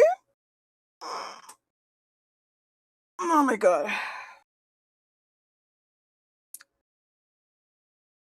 Sheesh. That's a lot. That's a lot. But the person... Sorry. The apparition of this Celeste in the end is fucking me up, though. God damn. I don't know what to say. But I'm happy that she's talking about it because I trust Stephanie. to give us, you know, a pretty good idea of the situation. So anyway, anywho, that's it for this stream. I have to go play Marvel Rival. So I'm gonna take a small break and come back for some video game stream. And I will see you people later if you want to see me rage at Magneto or Doctor Strange because I got fucked by one of their ult.